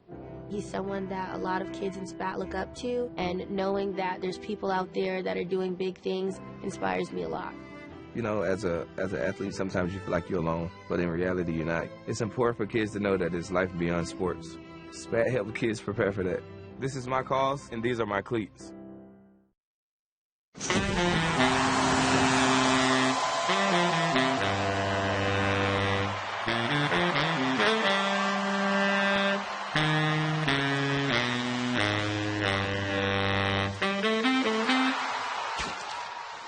The iconic theme has never sounded better, Lisa. And there's her younger sister, Maggie, running the sky cam and resting up here at halftime. If you thought you were done hearing from Stephen A. Smith, you were wrong. Really? You're checking in with me? Instead, why not check in on the man dreaming this whole thing? One Homer Simpson. That half-shaven snowman built out of mayonnaise is laying on his couch, imagining all this foolishness. He has his baby daughter operating the sky cam, a task that's dangerous, difficult, and let's not forget, only for members of a union, which I am quite certain she is not. Also, since we have this moment, let me ask you, what do we make of a man who, even in his dream, is making mistakes? Incomplete passes, misread plays, etc. It's a joke. Homer J. Simpson is even too lazy to dream of himself as successful. And still, knowing all this, you've chosen to check in with me?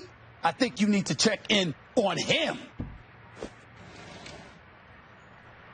Thank you, Stephen A. No one wraps passion and anger like you do. And you see the fans are either at the juice bar or maybe they are in the bathroom. There's a clown in the locker room addressing the team. It's Krusty. Okay, listen up. I want to suggest a possible new strategy. Breaking the rules. Like, for example, one of you taps the ref on the shoulder, and when he turns around, the other guys move the ball 20 or 30 yards.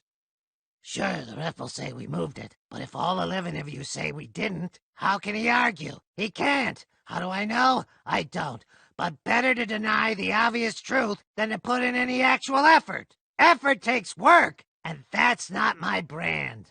Anyways, great brainstorming session. You guys do you, while I do this. Hey, hey! Whoa! Oh, trainer. All right. That half we had some ups, some downs, some laughs, some cries, even one hacking cough. But now we gotta pick things up, yeah? And I don't mean the clothes you guys left lying around the locker room. Now, I'm gonna sneak back in here later and go through your wallets. No, I am talking about effort. Them Bengals, they're like raw eggs, prancing around all pretty and oval. Well, we're gonna take them and shove them in a jar of brine, seal the lid tight, and never let them out until they age and change colors and freak everybody out that looks at them. Am I making myself clear? Or is this speech as murky and full of floating debris as a jar full of pickled eggs? I think I might have to come up with a new analogy. Anyways, let's go. Let's do all the football junk. Punt, pass, kick, crush, etc. Let's go. Don't know how Mo finds the time between running his juice bar and the speeches. Ralph may be lost, and he may be in danger. I don't know where he's supposed to be, but not there. And Lenny and Carl playing some pool, unwinding from a long day at the plant. It is a Monday, second half when we come back.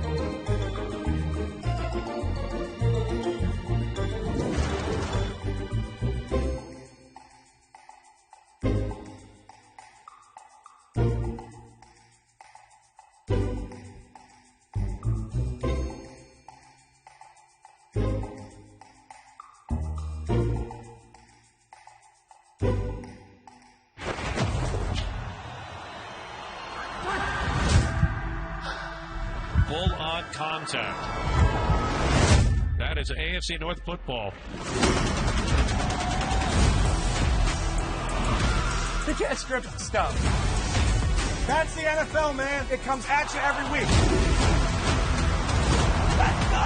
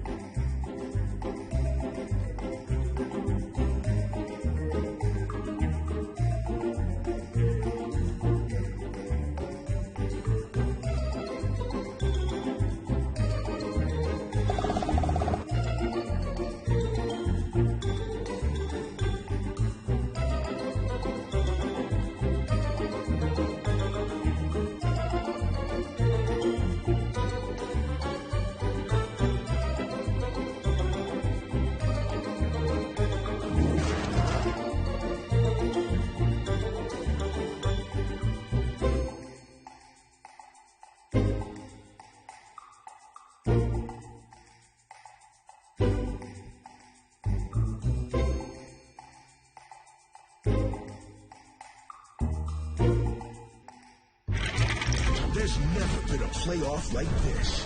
It's going to be bigger. It's going to be better. The new 12-team college football playoff begins with the first round December 20th on ESPN and ABC. What a wonderful atmosphere. Nos ponemos las pilas, arranca el partido.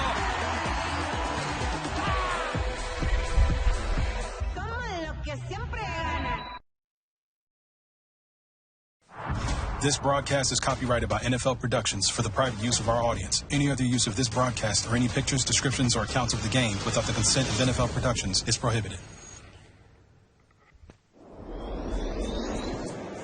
Can you cook? If so, what's your favorite dish?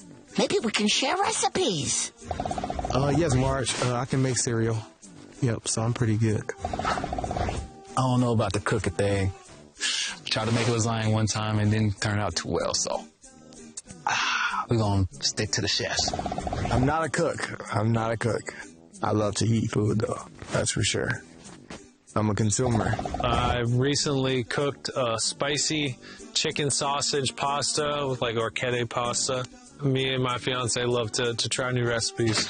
Roast beef, you put it in the crock pot, let it cook for about 8 hours. Then, like I said, rice and broccoli on the side. It's the go-to. The crock pot it's a lifesaver. It can do so much for you. Now, there are going to be people watching this who may have different opinions, but I can, in fact, keep the family fed. I made my first meatloaf 2 weeks ago, so even though I knew the steps, but, normally that's mom's territory. I kind of infringed upon that and made my first meatloaf. It was pretty good, too. What's your favorite vegetarian dish? Because personally, I like anything with cauliflower. I eat a lot of cauliflower. Yeah, it's an acquired taste, so I've learned to like it, Lisa. I don't even know what cauliflower looks like.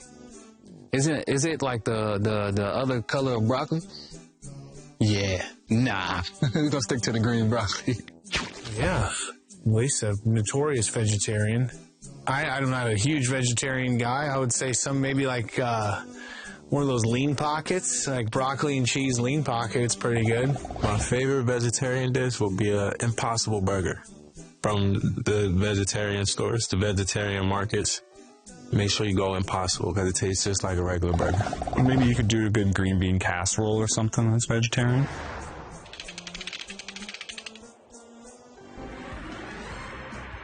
All right, well, vegetarianism has worked out well for Lisa in the first half. She and the Bengals lead the Cowboys 17-10. The first ever NFL game here at Adams Stadium in Springfield.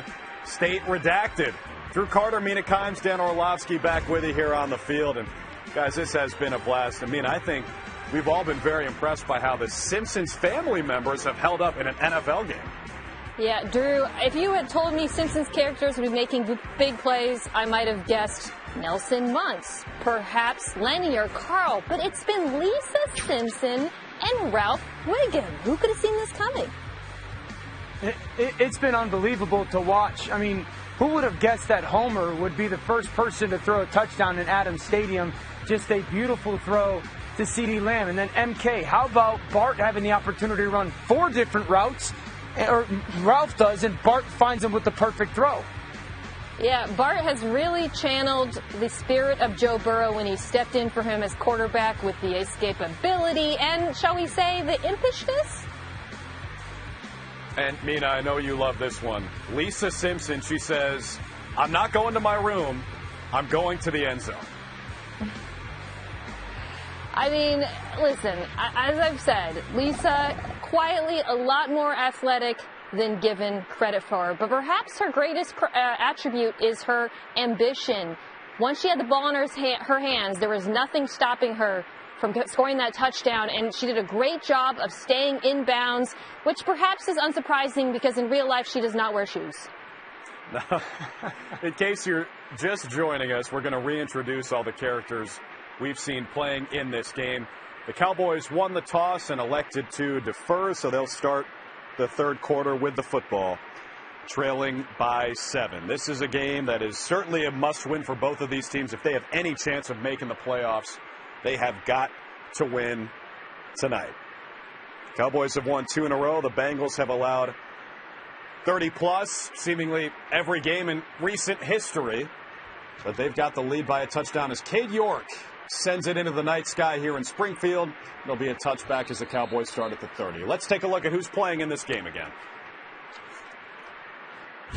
Homer Simpson, Sector 17 Nuclear Power Plant. No Sislap, Shelbyville Dog Training Academy. Bart Simpson, University of South Melbourne, also known as You Smell. Hi, Lisa Simpson, Harvard class of 28, and probably Yale class of 30.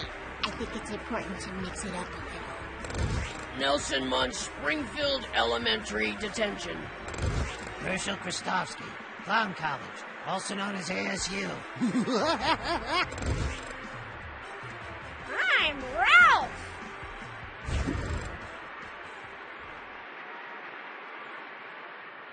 In the first half, Cooper Rush just started the first drive of this third quarter with an incompletion, trying to find Jalen Tolbert. Rush was replaced, and really, his best plays were when Homer Simpson took over at quarterback.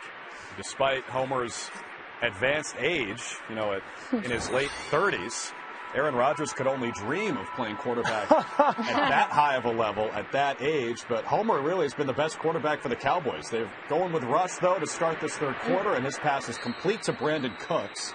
A flag is down along that same sideline where Cooks made the catch for 7 yards. Again, if you're just joining us, what's at stake tonight? If the Bengals win, led by Bart Simpson, and as his dad described, his sucky dweeb nerd posse, Bart gets Homer's desserts for a month, and you got to pick a month that has at least 30 days. If the Cowboys win, Bart has to go dress up like Homer and work in Sector 7G of the nuclear power plant like a loser.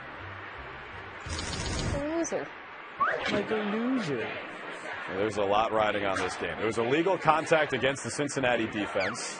Chief Wiggum makes the call, so it's a first down for the Cowboys at their own 35-yard line. Kang and Kodos, the aliens, are responsible for placing the ball tonight. Cooper Rush will hand it off to Rico Dowdle, the running back who was effective in the first half, and he picks up 3. Dowdle's line tonight, 11 carries for 63 yards.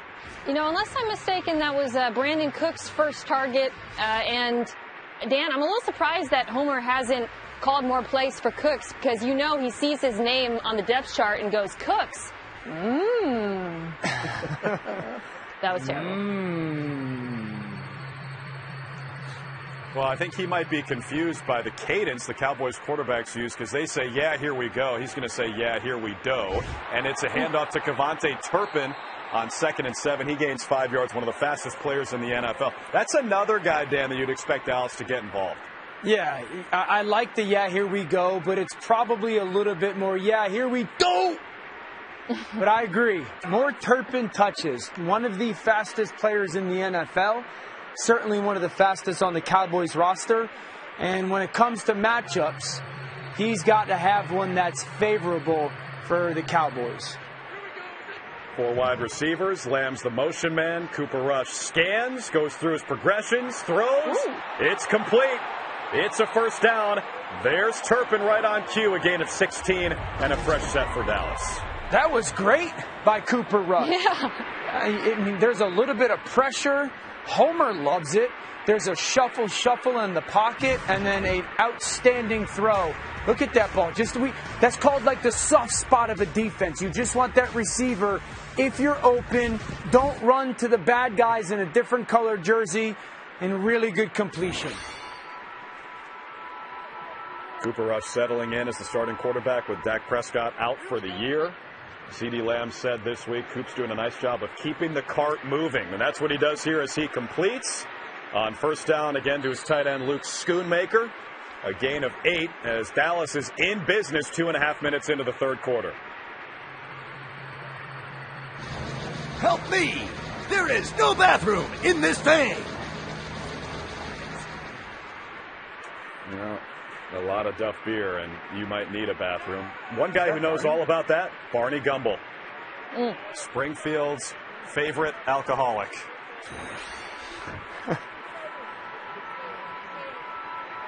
He's in there at running back on a 2nd down and 2.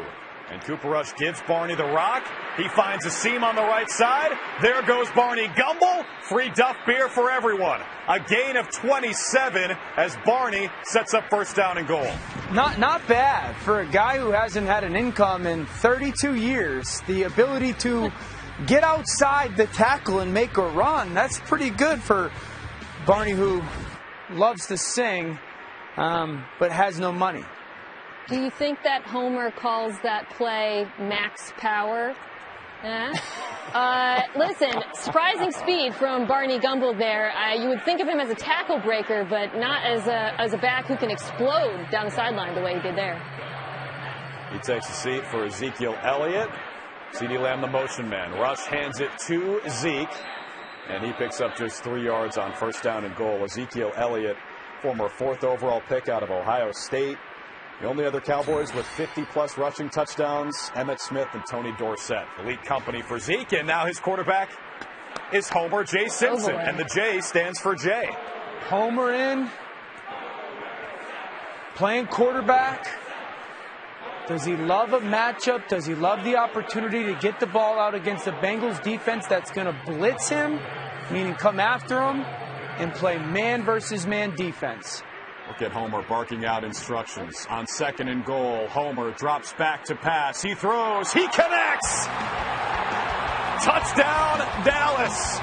Homer to Brandon Cooks. Not going to say I called it, but are we surprised that Homer gets in the game and he seeks out a Cooks?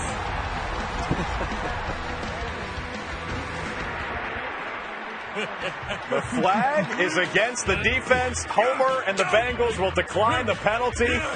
And Homer Simpson throws his 2nd touchdown of the night. It doesn't matter that none of the fans want to catch him because he checks in at almost 300 pounds. He throws a seed to Brandon Cooks. That's his 2nd touchdown of the night for Homer. He threw a touchdown pass to start the game to CeeDee Lamb. Now he throws a touchdown pass to Brandon Cooks for a guy that once misidentified Dan Marino. He's playing quarterback relatively well. Brandon Aubrey out for the extra point. The former soccer star at Notre Dame ties the game at 17. Cooper Rush must be thinking, hey, I was getting used to this whole starting quarterback thing. Nuh-uh. You're going to be supplanted by one Homer J. Simpson. No longer at the nuclear power plant. He's going radioactive as the Cowboys QB.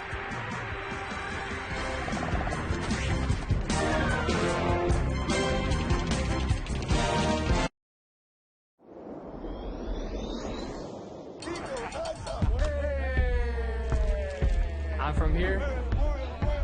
I'm from there. Esta tierra es tu tierra, mijo, ¿eh? Soy de aquí. Soy de allá. Somos familia de la vida y más allá de la sangre. Somos caribeños. Ustedes pueden hacer grandes cosas. I'm from here. I'm from there. And football is everywhere.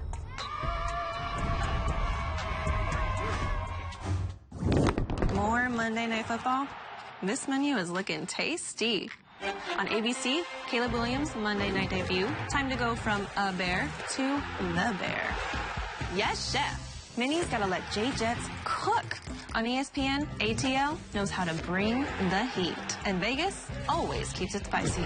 Sprinkle in some playoff implications, AKA post-seasoning. And baby, that's a whole meal.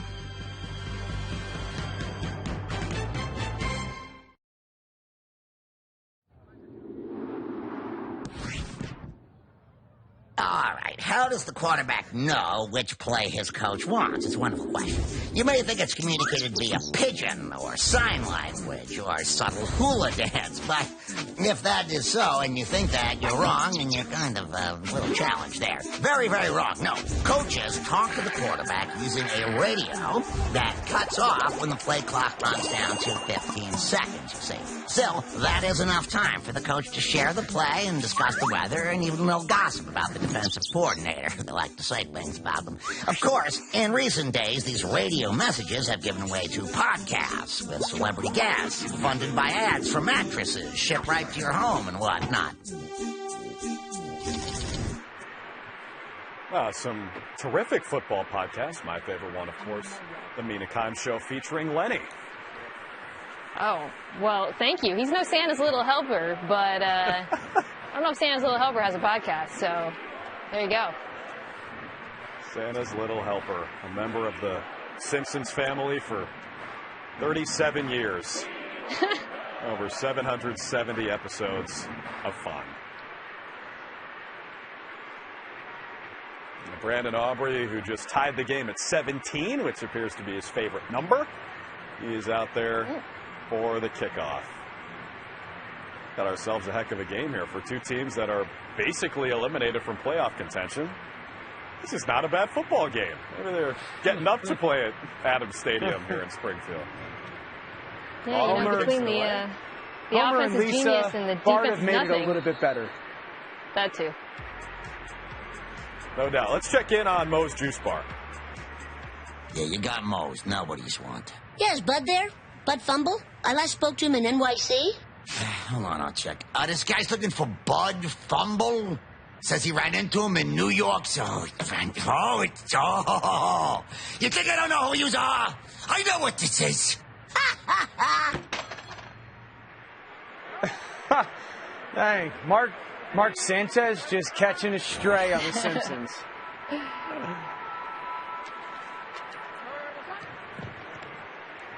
It's 1st and 10 for the Bengals from their own 30. Joe Burrow pats the ball, throws. Jamar Chase sprinting back to make the catch to gain 8 yards. Get it to Jamar Chase. Good things are going to happen. Yeah, you know, the Bengals do not use a lot of play action, but you're seeing it a little bit more in this game. I suspect that has to do with the opponent, Dan. The Cowboys defense has been really struggling against play action this year and honestly the year before that. So not surprised at the breaking tendency a little bit. Well, one of the things, too, is Micah Parsons. You don't want Micah Parsons to wreck the football game. When you run play action, it allows you to make sure that you have two bodies on him, and the play at least gets a chance to have started. Great cutback from Chase Brown, and he gains 9 out near midfield, and here comes the metric system. It's the chain gang run by Itchy and Scratchy today. You know, it's just nice to see Itchy and Scratchy working together rather than using unspeakable violence against each other.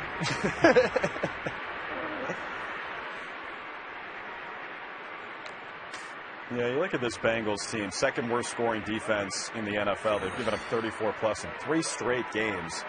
They score so many points. They're making some ignominious history this year in terms of how many points they're scoring and still losing games. It's actually hard to believe. Again, it's Jamar Chase who makes the catch from Burrow, a gain of 6. 2nd and 4 as the Bengals cross midfield.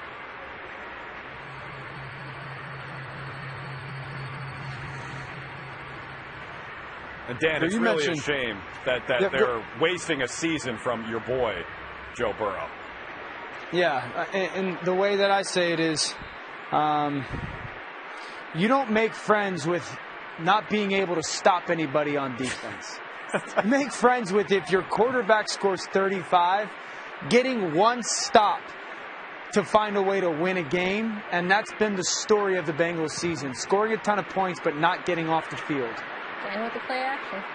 Burrow evading the pressure again. He gets past Parsons and he throws it out of bounds. Just dirts it. But what a play by Joe Burrow to avoid a sack from one of the best pass rushers in the NFL. He's a terror. Micah Parsons is an absolute terror. And we talked about it. They double team him there. Joe tries to get away from him, and there was just absolutely nothing he could do. And if you're the Bengals and you're sitting here 3rd and 4, MK, I'd be thinking, all right, where's Jamar Chase? Where's T. Higgins? And then I'm probably thinking about going for it on 4th down if I don't get a 1st down on 3rd. Yeah, I think you're going back to the well with the quick passing game, although we got a unique formation here. Burrow to throw on 3rd down and 4. He zips it. Guess who? Jamar Chase out of bounds with a 1st down. And let's bring in Lisa Simpson, who's part of the Bengals tonight. Lisa, are you enjoying the game? Yes. Now again, I'd like to pivot and ask the league about punts. Sure, I respect the athleticism, and who doesn't like a ball traveling in a parabola? But wouldn't no punts force more game action? That question is rhetorical, by the way, because I think we all know it would. And when I say I think, what I mean is I know. Now, Lisa, you've been able to guess the winning team over the years based on the look on players' faces.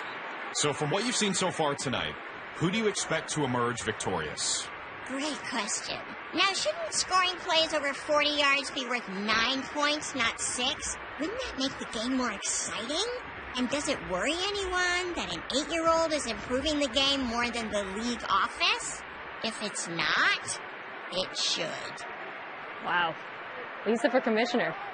Lisa for commissioner. She's not surprised she's embraced analytics. I'll just say that. 2nd and 4. Burrow keeps it and just gets rid of it. They were trying to set up the screen to Chase Brown. And here's 3rd and 4 again in what could be 4-down territory. We got a flag down on the field.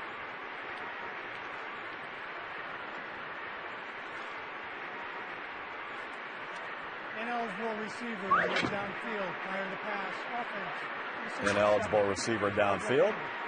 2nd down. It's a 5-yard penalty. They'll replay 2nd down. Scott Novak is our referee tonight, but I don't think he made it to Adams Stadium. Last time someone associated with pro football tried to come to Springfield, they were kidnapped by Abe Simpson. See, this happens.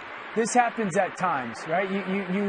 You call a screen and the offensive line thinks it's thrown. How about this matchup right now? Bart, quarterback, Homer playing safety. Who's going to win the battle? Ooh. When these guys come in, it seems like big plays happen. Bart back to pass on 2nd and 9. He throws. Oh. It is intercepted. Oh, boy. Homer Simpson catches it with the top of his head.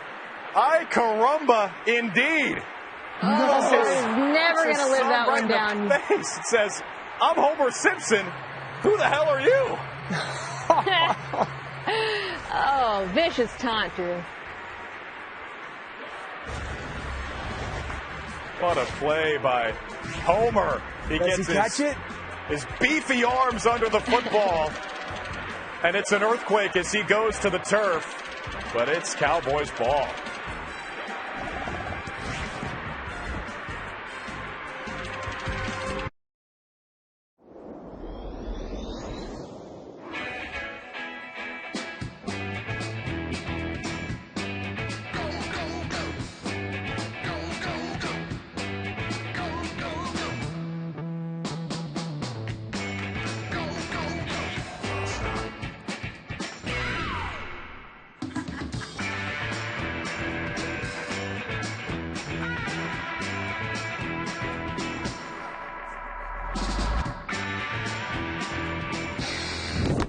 Listen up, hockey fans. NHL on ESPN Plus is back. The hardest hits, the dangles, and of course, the sellies. Enjoy every second of 1,000+ out-of-market games, exclusive matchups, marquee NHL events, and so much more. Maple Leafs Devils and Wild Utah Hockey Club, Tuesday on ESPN Plus. How many many chicken wings could you eat in one sitting? Homer's record has a comma in it. Oh, Marge, I order about 2 dozen wings if I normally order wings. I probably can eat maybe 3 dozen. You know, if it was a contest, we could up that maybe to 4. Oh, no, see, that's too many. It's too many. You need a good 10-piece just to hold you over. It depends how good the chicken wings are, but I could probably say like 10 if they're good.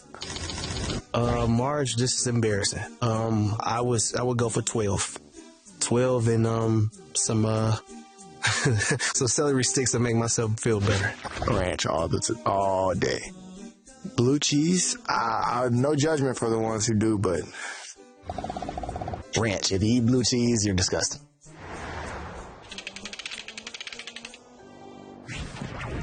Homer's record has a comment. That's incredible. But hey, look, how about Homer Simpson here in this third quarter, guys, and then leading the Cowboys in celebration. Again, you know, Mina, we talked about it. He used to choreograph Super Bowl halftime shows. He is not new to this. Yeah, got some wiggle in those hips. You know, Homer was stepping in there for Malik Hooker, which incidentally is also the setting of his makeup gun.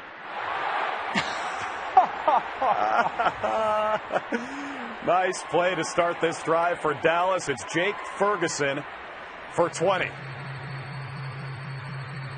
Isn't Homer? You guys talked about him choreographing. Wasn't he the genesis of like the taunting? Didn't the taunting after plays start because of Homer, and that's really what got him the job?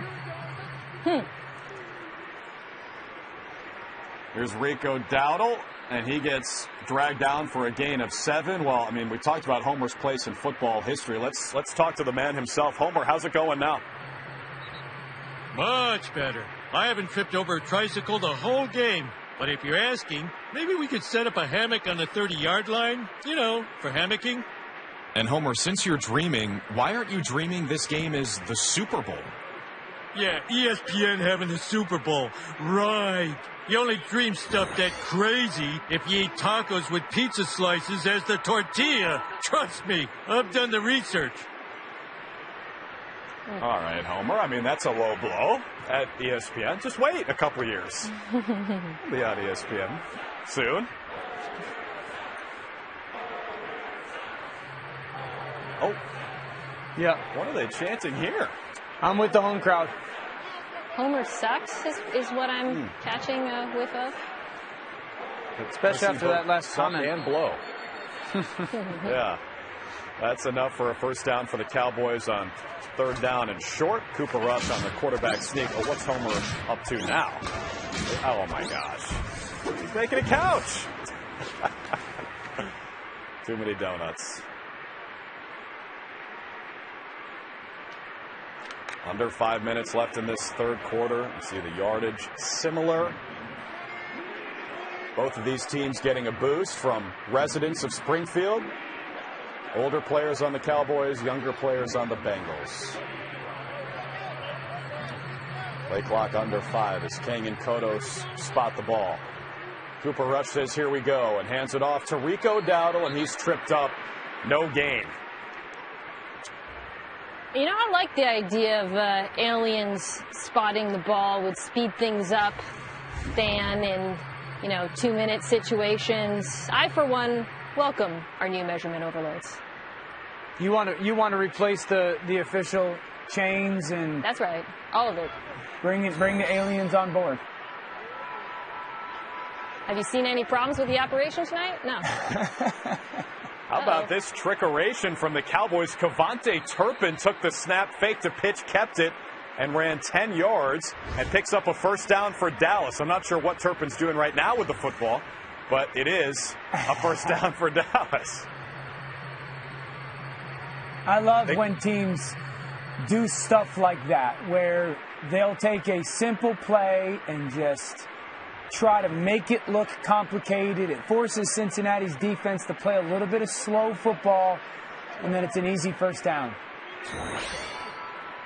They went to the Wildcat, which is the youth football team's nickname here in Springfield. On first down, Rush's passes incomplete, looking for Turpin. I have an idea. You have a great player. Give the ball to another great player. The refs can't see, but I am totally sticking my tongue out at them behind this.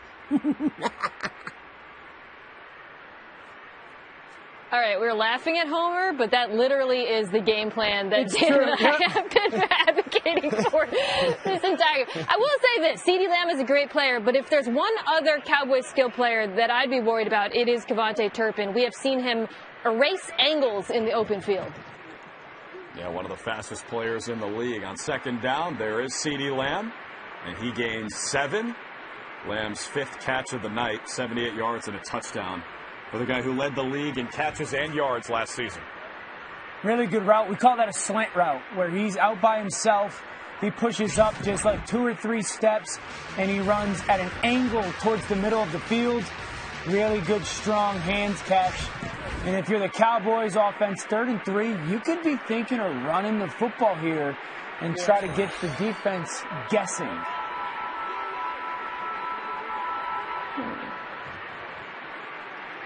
That's what they do. It's Dowdle. It's a first down as he spins forward past the 30-yard line.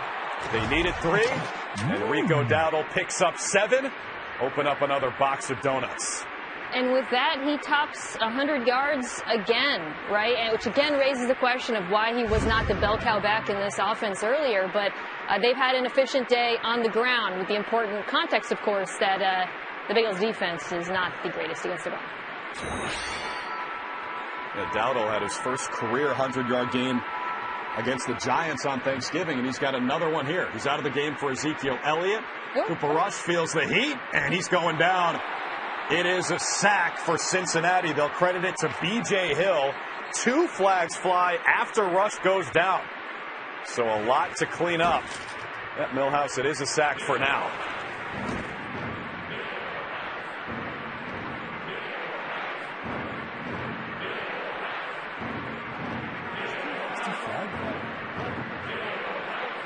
Both against the offense. That insult to injury, a holding has been declined. And unnecessary roughness against the Cowboys. It's a 15-yard penalty. It's on Luke Schoonmaker, the tight end.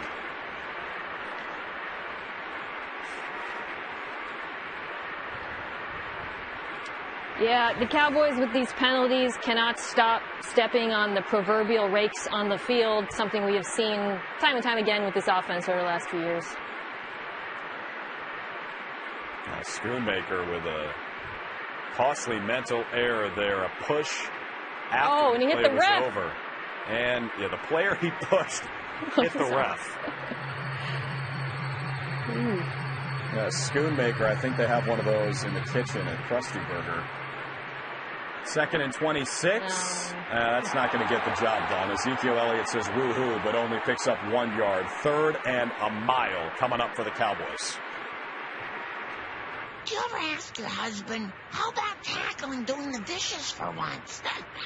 That's a really good one.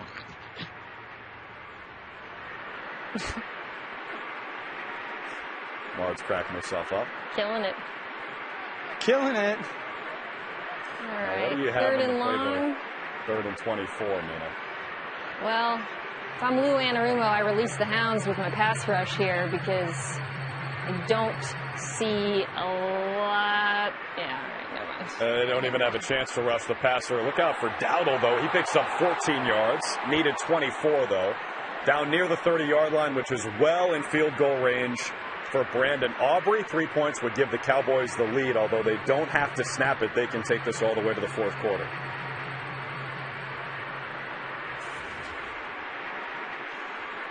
Dan, do you think announcers' jinxes work in Springfield? Because I was about to say Brandon Aubrey is one of the few kickers in the NFL you can really trust these days, but well, I think if you say it, it's very much so potential for announcer jinx. Oh, Lord.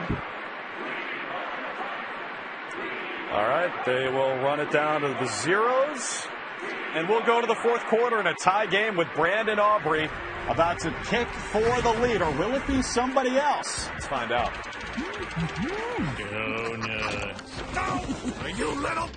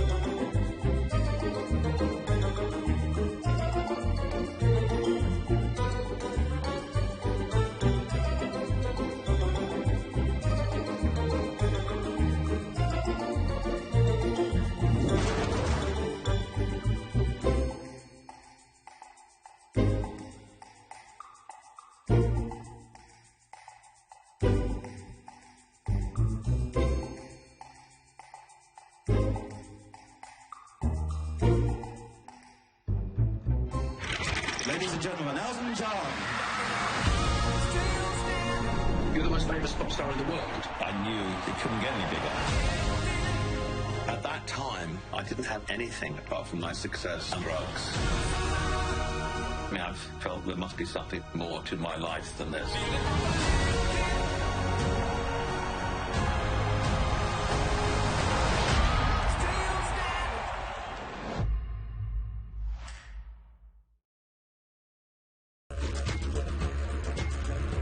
And we'd like to be the first to say g'day to all our mates in Australia tuning in for Simpsons Funday Football here at Adams Stadium in Springfield.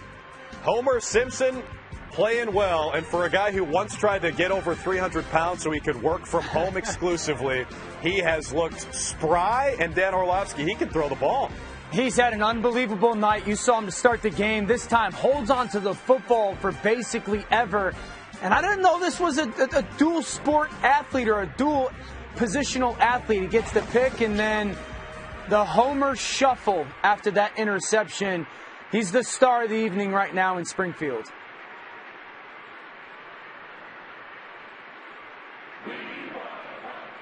He took over that third quarter. The touchdown and the INT, and he's got his Cowboys with a chance to take the lead here on a Brandon Aubrey field goal from 47 yards out. Aubrey has only missed once ever at AT&T Stadium in Dallas. Here's his first try at Adams Stadium, and that's good. He splits the donuts and puts Dallas in front. Mina, you tried to jinx him. You couldn't do it. Yeah, I guess announcers' jinxes don't work in Springfield. And that'll make you happy as well. Lisa Simpson corrected the grammar on Barney's sign. It's not how about them Cowboys. It's how about the Cowboys. Lisa Simpson, speaking of, she got to talk to some players. Next time my brother pranks me, I'd love it if you'd come over and tackle him. Did you ever have fights with your siblings? Lisa, we did fight growing up, me and my sister Taylor. Not even close to as diabolical as you and Bart, but it's normal Midwest family scuffles. Yeah, we typically argued about what songs were going to be played, where we were going to stop for food, and since I was a baby, I always got my way, so whatever I wanted, I got. So I like culture on vacations. My brother likes water slides. Ugh. So once we went to the Water Slide Museum as a compromise. Ugh. Where do you like to go on vacation? I can think of my favorite vacation. We did a Disney cruise to the Caribbean. My mom surprised us on Christmas break. We had no idea where we were going or what was happening. So, of course, I brought my PlayStation. And it's just basically a soft, no, you can't bring this on here. So, yeah, they took it. I did not miss it on the vacation, so that was great. And when I came back, they gave it to me. The PlayStation worked. I still have it to this day, actually. It's in my closet at home, so, yeah.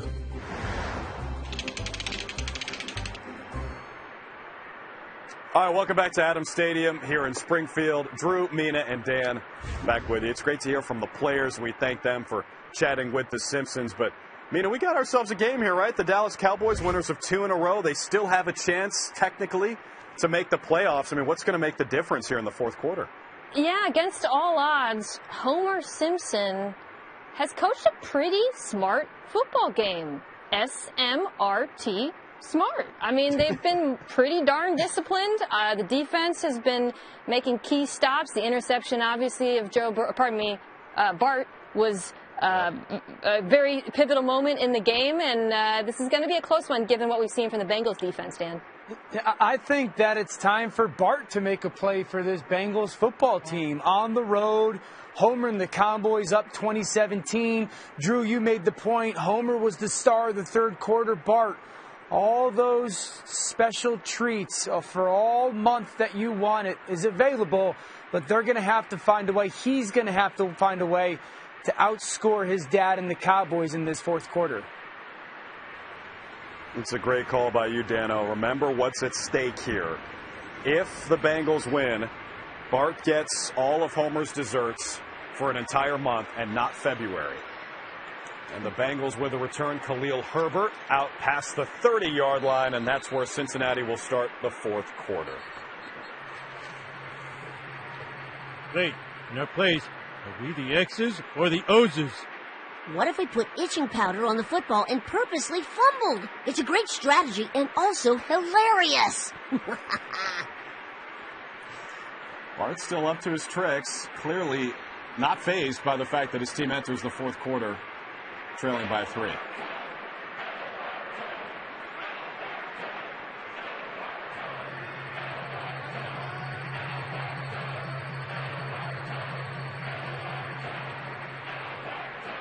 Joe Burrow begins the drive under center, and he'll throw on the first play. He completes it to his running back, Chase Brown, puts his foot in the ground and makes a nice move on this gorgeous field groomed by groundskeeper Willie to pick up 15. Yeah, Drew, Mina, didn't it sound like that crowd chanting for Bart? You know, Bart's going to have to try and help these Bengals do something that they haven't been able to do much this year. The Bengals are 1-7 in one-score games, tied with the New York Giants for the worst record in the NFL. Can Bart lead them to the comeback? Yeah, I don't know if they were chanting for Bart or Mr. Burns, or Mina, do you know what they were cheering? Well, they were booing, or were they saying Burrow? Hard to tell, Drew. It's hard to tell. Well, they weren't booing, they were saying Burrow. That's right.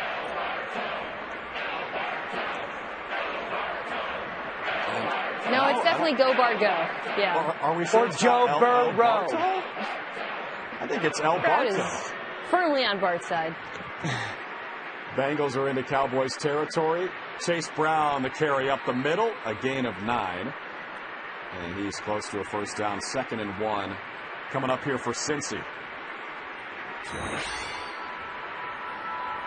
Bengals, a franchise that was founded in 1967 by Paul Brown, who is also the inventor of the draw play, the practice squad, and the face mask, among others. Almost as many inventions as Professor Frank. Such a random assortment of contributions to the game of football from Paul Brown. Yeah.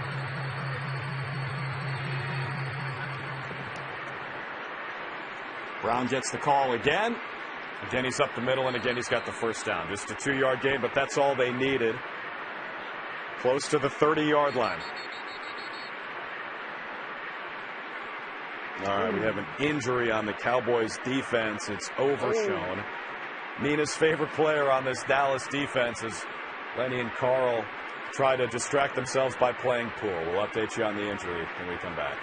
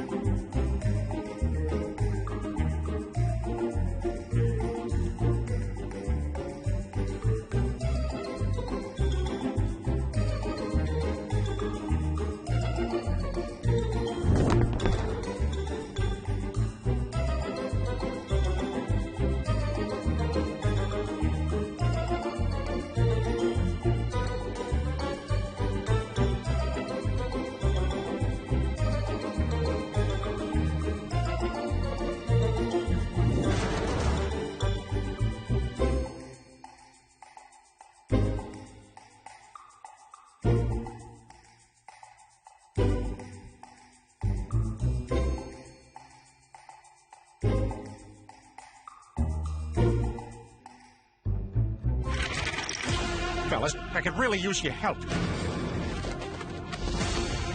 I need to break into the room of a woman. Giggity. In a nursing home. Potentially giggity. To steal a piece of jewelry. Not giggity, but I'm in. Busy, busy, busy! Yoink! Oh my God! Go, go, go! Yay! A stick! Now, I think that's for Brian.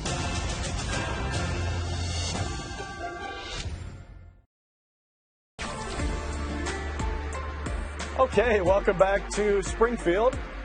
China checking in on the Duff blimp. You know, unfortunate moment for this Cowboys defense. DeMarvion Overshown, one of the bright young stars for the Cowboys, had to be helped off by the training staff. And it looks like they will be without him for at least the rest of this drive, which is 1st down and 10 for Cincinnati. I mean, I know you're a big fan of Overshown's game. Yeah, he has really been a bright spot on this beleaguered Cowboys defense this year. I mean, his get-off, Dan, is insane. He just flies out there on the field, had a huge play against the Giants on Thanksgiving. You really hate to see that kind of injury. But you're playing against the Bengals offense that has had a ton of success today. And if they continue to get the ball to players like Lisa out on the perimeter without Overshown, that's going to be the real challenge for this Cowboys defense, slowing down one of the most potent and explosive offenses in the NFL. Well, hey, Spider Pig is now the football?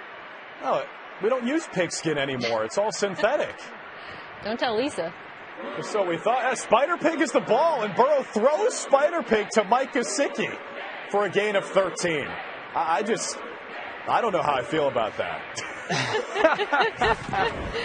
How hard do you think it is to catch a flying pig? Mike Gesicki does it seamlessly for the Bengals. It's just a little airborne. It's still good. Well, Mr. Bird said he would donate $1 million to a local orphanage when pigs fly, so let's see what happens now. It's a great play by Burrow and Gesicki. It sets up the Bengals with 1st and 10 inside the red zone. 5 on the play clock. It's still Spider Pig as the football. Gesicki's got another catch for 6 yards. MK, really good job there. That's a zone defense. And so Joe Burrow and Mike Gesicki have to see the defense the same way, not run into the defender, but sit kind of in between what we call the corner and the nickel back, and that's a really good job of timing for their pass game. Joe Burrow against zone defense, completing 76% of his passes this year compared to 58 against man. On 2nd and 4, out of the shotgun, he hands it to Chase Brown, who's chopped down after a gain of just 2. Good play by Malik Hooker. Boy, the much maligned Cowboys run defense, Dan, has really stepped it up tonight, particularly in some of these shorter yardage situations. And that's been a continuation of the last few weeks. It feels like things are finally trending in the right direction. Marge's hair the color may not be real. I think the height is. Can you imagine sitting behind her at a game? Tough draw. Groundskeeper Willie just trying to help out that poor fan. 3rd down and 2. Joe Burrow looks, he throws. Incomplete, trying to get it to T. Higgins in the corner of the end zone. Deron Bland with good coverage, who recently returned, made his season debut, and he's a huge boon for this defense. Oh, Dan, you know how I feel about this play call. What, the goal line fade? The hey, you go be better than the other guy type of thing? The goal line fade is basically running a straight line to the back of the end zone and hope that we catch it. You know, when I see that, I just think they've tried nothing and they're all out of ideas. All right, well, Krusty has already hit 1 field goal from 37 yards. This from 29. Krusty's kick is up, and Krusty's kick is good. All right. Good baby. Folks, we've got a tie game. 10 minutes left. The winner will be showered with praise. The loser will be taunted and booed until my throat is sore.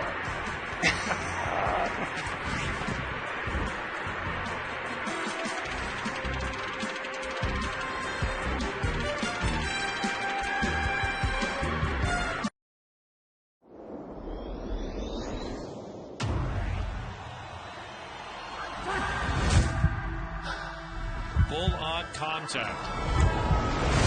That is AFC North football. You can't strip stuff. That's the NFL, man. It comes at you every week. Let's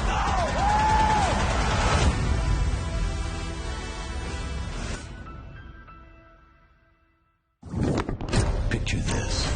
Together in one place? ESPN Plus content is now on Disney Plus. Looking forward to being on the same team with you. Can you imagine the fun?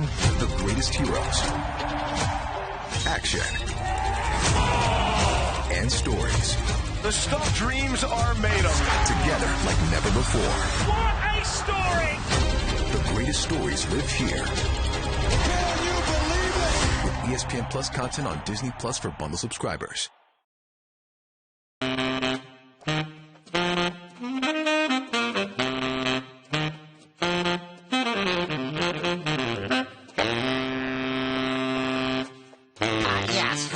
You may have witnessed an opposing coach calling a timeout just before a kicker attempts an important field goal.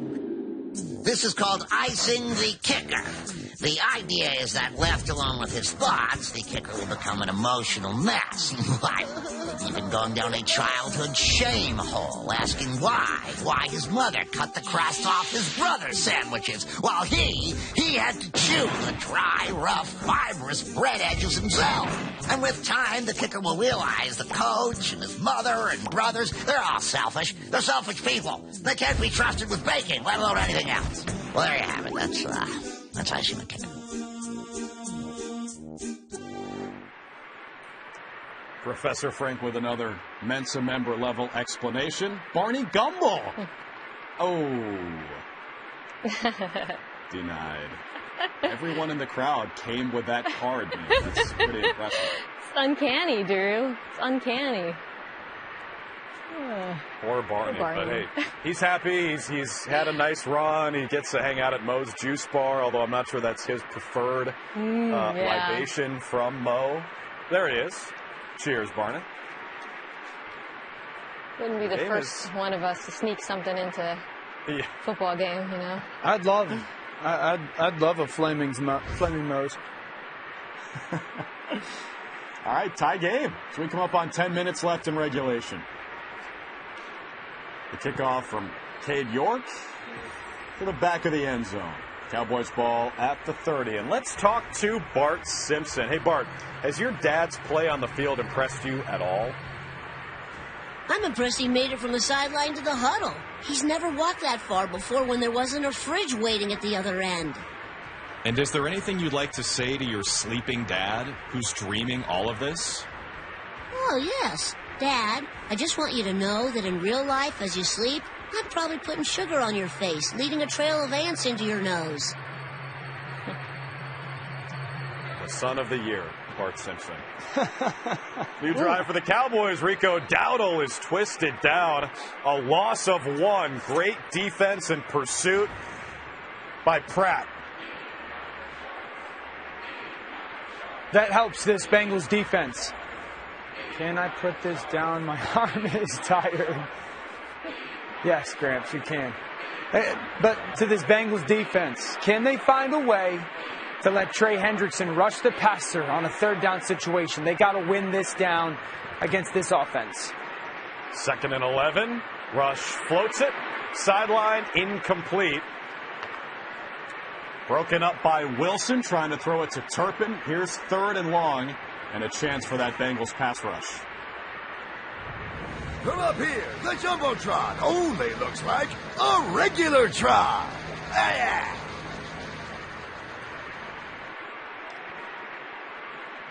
It's a good point from Duffman. He is high in the sky near those ESPN clouds.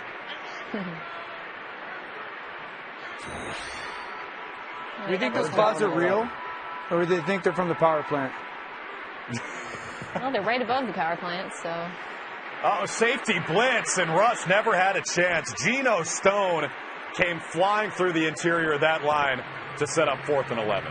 MK, how about that blitz right there? Lou Anarumo, who's the defensive coordinator from the Bengals. Don't know if he's from Springfield, but he decides they're going to play man coverage, meaning my guy has your guy, and blitz everybody on the defense and force Cooper Rush to throw the ball before anyone can get open.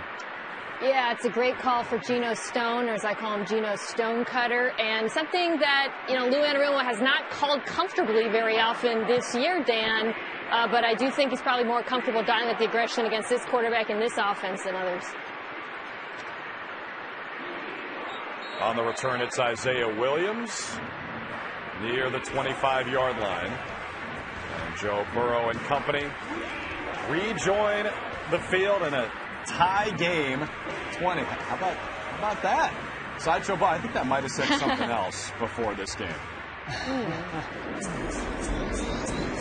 I think it would be nice if the NFL had a bring your pet to work day. Do you have any pets? Lisa, we brought all our pets to the game. What would be good is, obviously, how much joy pets bring. But on the flip side, the negative side is where they're going to use the bathroom. You got to bring them food. You got to watch them in the middle of the third quarter when a big play is about to happen, but they want to go to the bathroom. It's just the pets to stay at home. Football fans are a little bit, they're kind of too passionate, and I feel like the pets will be a little bit too aggressive and protective of their owners. It'll be a lot of, bitings and different things going on with different pets, so I don't think it'd be a good thing for pets to be at football stadiums, Lisa. It'd be like the zoo with all the cages open. There'd be too much going on, because we already animals ourselves out there running around on the field with all the pads on, then plus the dogs and all the dogs, cats, chickens, rabbits, whatever people got nowadays, it'd be insane. Oh, I have 2 dogs right now. They'll fit right in. They're very energetic, running around all day, so one of my dogs might get tired immediately, so that's fine. I think we've been skirting the line for a few years now on dogs in restaurants, dogs in ballparks. I mean, it's great. I love dogs, but sometimes I don't want to be eating an appetizer with a dog around me. Ted Karras. Ted Karras is funny, man. He is funny. It sounds like he was at Zers before the game. Oh, look at Lenny and Carl. Oh, they got Homer good. Looks like that hurt. All right, Joey B. This is it. Season on the line. Admittedly, season that's been on the line for a while now, but it's still on the line. Tie game. I think they got to get. If I were the Bengals, Bart, get Nelson involved in this game somehow. Yeah. Nelson, probably the most athletic person in the stadium right now. Simpsons characters and real NFL guys. Can we get Nelson a touch? Yeah, can he also play in the Bengals defense while he's out there? Two-way action. I think that's what he was doing before Ned Flanders got replaced by Homer as the coach. I feel like great job. I feel like in that episode we would be Homer Simpson and Mike McCarthy would be Ned Flanders. We would be constantly heckling Mike McCarthy, you stink, this is easy. And McCarthy's going to come up to us and say, well, then you go and try and do my job. Something that NFL coaches say every day when NFL Live is on TV. First down and 10 for the Bengals. Chase Brown takes it out to the 30 with a gain of 4. Who day? Whatever that means.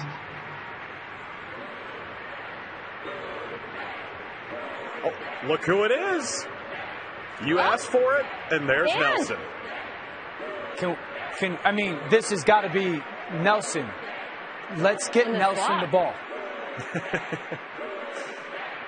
Typically plays quarterback. They've got him split out. Burrow motions to him.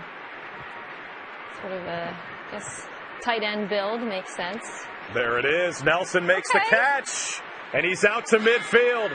Nelson Muntz, the elite elementary school football player in Springfield with a gain of 19. Is that a classic?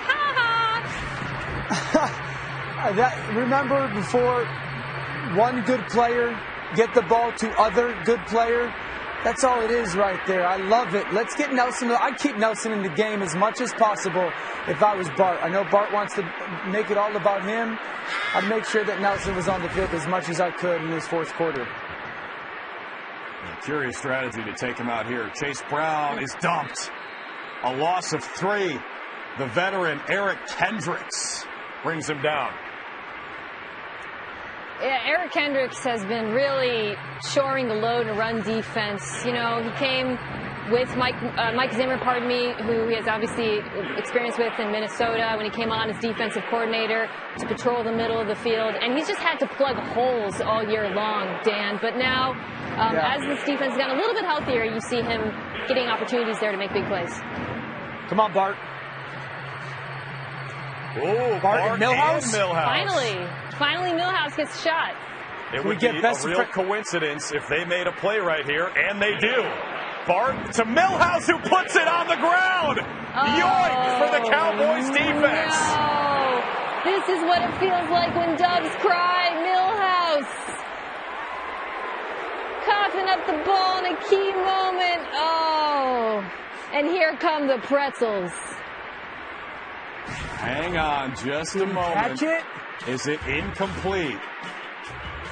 Did he have it long enough for that to be a catch and fumble? Millhouse, you thought your locker was stuffed with stuffed animals and asthma inhalers before this. Is that a football move? Can you make a football move in this game? I think he fumbled it. Oh, they rolled it an incomplete pass, guys. Wow. Whew. Millhouse avoids embarrassment at school tomorrow. That is not a fumble, it's just an incompletion, but it is still 3rd and long. What a break for Millhouse. Ooh.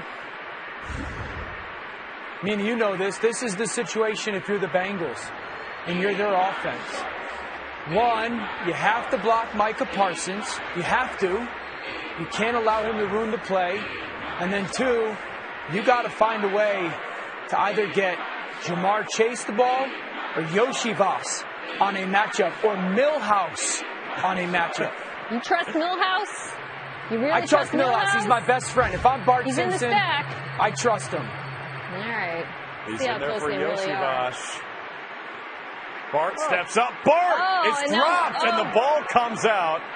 But the Bengals recover it. A loss of 3 on the sack. Hudson recovers at the tight end. And that's a tasty fumble for Homer and the Cowboys. Didn't it look like Bart got hit in the face right there? Yes. Yeah, I saw that too, Dan. Cowboys blitzed him. Man, that should have been a penalty. Boy, I feel like Joe Burrow, Bart, has been on the receiving end of a lot of uncalled face masks and blows to the head this year, don't you think? Well, it's impossible to miss that and not throw the flag, and certainly Bart didn't get it done. Before the 4th and 16 play, flag, delay of game against the Bengals, who are still apoplectic that they did not get a call there. You can hear Marge, she's exasperated.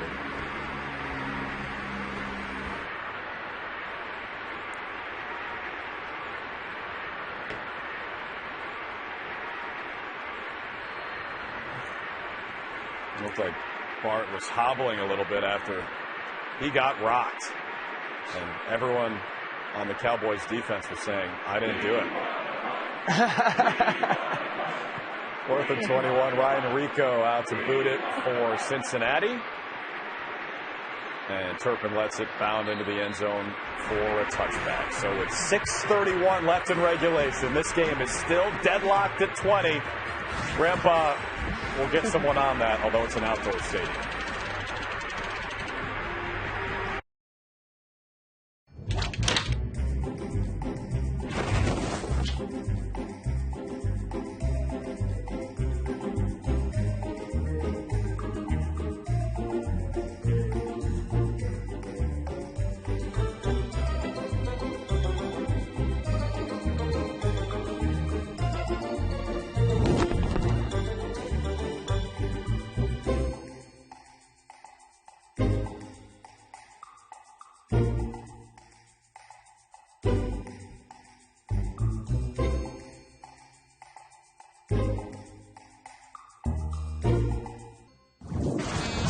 Looking for something hot to watch? There's always The Simpsons with steamy, Tell me off. sizzling comedy you can watch anytime. It's our civic duty to watch the most densely plotted television we can. Oh, what's that? You want tons of hot new guest stars? THC! We got you, baby. The Simpsons, Sundays on Fox, or watch anytime on Hulu. Oh, Maggie is taking a nap up in the sky cam. Hopefully that thing drives itself because Maggie is taking a nap. You can't blame her. It's definitely past her bedtime. There's the Maggie cam. Looks like, I don't know. Let's get away from that shot. I'm going to throw up here in a second, not because I'm at Moe's Juice Bar. All right, Dan Orlovsky, we are under 7 minutes to play in a tie game. You want to make a prediction here down the stretch? I'm going to make a prediction. I'm going to say that Bart is going to force a turnover for the Bengals defense, and then Lisa will score the game-winning touchdown. Ooh. Mina, your thoughts? I mean, you know I love my girl Lisa coming out on top like that and being the star of the game. I could see it playing out that way for sure. I think it's highly probable, however, that the Bengals defense, plays a little bit like they did over the course of the regular season, and the Cowboys keep the football. All right, well, we shall see. Both of these teams, again, with a chance to get in the playoffs, even though it is a slim chance, certainly a lot slimmer than Homer. But what's at stake for the Simpsons family is Bart would have to work Homer's job at the nuclear power plant, or Homer would have to give up his desserts for a month. So let's see. Cooper Rush is the quarterback for the Cowboys, with Dak Prescott out for the year. CeeDee Lamb, the motion man. Handed off to Rico Dowdle, who finds a hole, breaks a tackle, and picks up 14 on the first play of the drive. Rico Dowdle is chewing up yardage. 18 carries for 131, Dan. Really good job by Rico Dowdle, the cutback. You know, they bring motion and they create a huge seam, and he does a fantastic job of pressing the hole and cutting backside. This Bengals defense is going to have to bow up to try to find a way to get the ball back for Joe Burrow and company. Keep in mind, it's a Cowboys offensive line without Zach Martin, who is out for the year. 7-time first-team All-Pro. That pass by Rush, incomplete, trying to find the tight end Ferguson. And let's bring in Marge Simpson. Hey, Marge, if Homer loses tonight's game, he has to give up desserts for a whole month. Do you think he can survive that long without donuts? I believe Homer can do anything if he sets his mind to it. Oh, no, he can't. I just made that answer up for TV. Any concerns with Maggie running the Skycam? She is? Are there seatbelts in those things? Can't she run a ground cam instead? All right, she's been up there for almost 3 hours. Cooper Rush's pass is too tall for his intended target, Brandon Cooks, and 3rd down and 10 is coming up for the Cowboys. Yeah, I wonder if they're going to consider subbing in Homer at this point, given some of these misses we've seen from Cooper Rush. Although I did get a stats update from ESPN Stats and Info at halftime. Homer started the game listed at 274 pounds, but he has apparently gained 5 pounds since the beginning of the game. How did he gain 5 pounds in the game? What's he been doing? Donuts? Well, it ain't juice, Dan. I think they are chanting donuts. Yeah. They're answering the question. Crowd answering. All right. On 3rd and 10, Raj feeling the heat. There's Hendrickson, as always, his pass deflected. And a 3-and-out for the Cowboys. Cavante Turpin, the intended target. There we go. Now I get it. Oh, boy. Yep. That's a lot of ketchup and mustard on one hot dog. Trey Hendrickson applied the pressure for the Bengals. He has been a one-man pass rush for them all season. What side do you guys stand on with hot dog? Ketchup or mustard? Both. Neither. I don't know if that's an Orlovsky-esque food take. Plain hot dogs, Drew? Yeah. Naked That's dog. criminal. That's the way to go. What That's about you, craptacular. Oh. All right. After the punt, The Bengals take over. Lisa Simpson, one of the stars of the show. Always precocious. Spider Pig. I don't know if that's legal in some states. We don't know what state we're in. Homer's dancing. Tie game.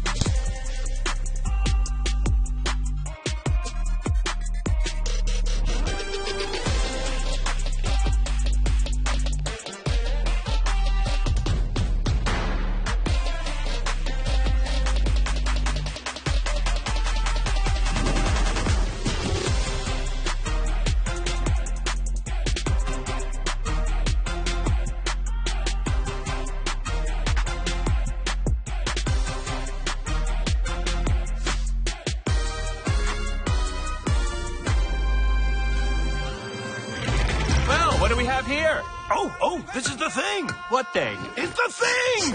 I'm Tucker. What's your name? Mufasa. On December 20th. My loves, to be a true king, you must earn it. Follow the journey. It is your time. Of two brothers. And one epic adventure. Destiny awaits you, brothers. Get up! Mufasa, the Lion King. One small suggestion, more meerkat. Rated PG. Tickets available now.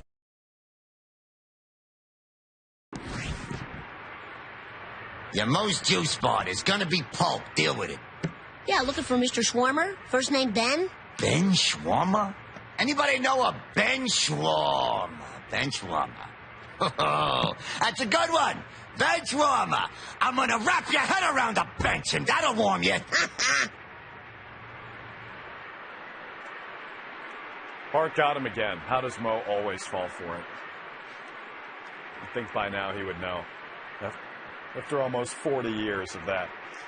All right, so maybe we'll see Lisa Simpson on offense here for Cincinnati.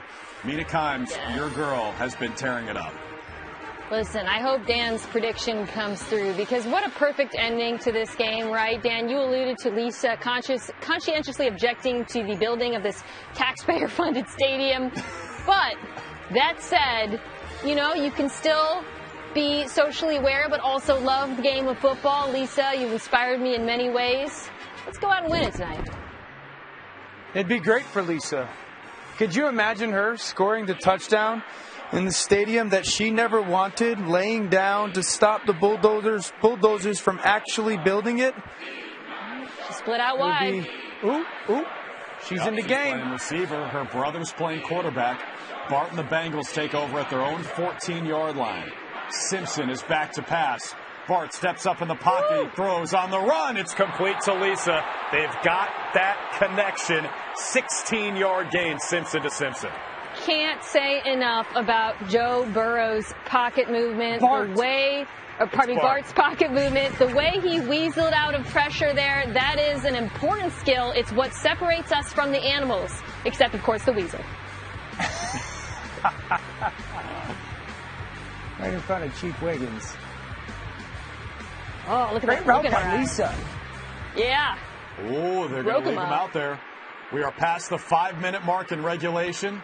Bart and Lisa still out there. This time he checks it down to Andre Yosivas for a 5-yard gain. Yosivas is a guy who maybe Lisa's been talking to about going to an Ivy League school, as you see Dr. Hibbert. He forgot where he parked, but Yosivas went to Princeton where he wasn't just the captain of the football team, he was also a heptathlete and a 3-time Ivy League champion. Who isn't? Who isn't, Drew?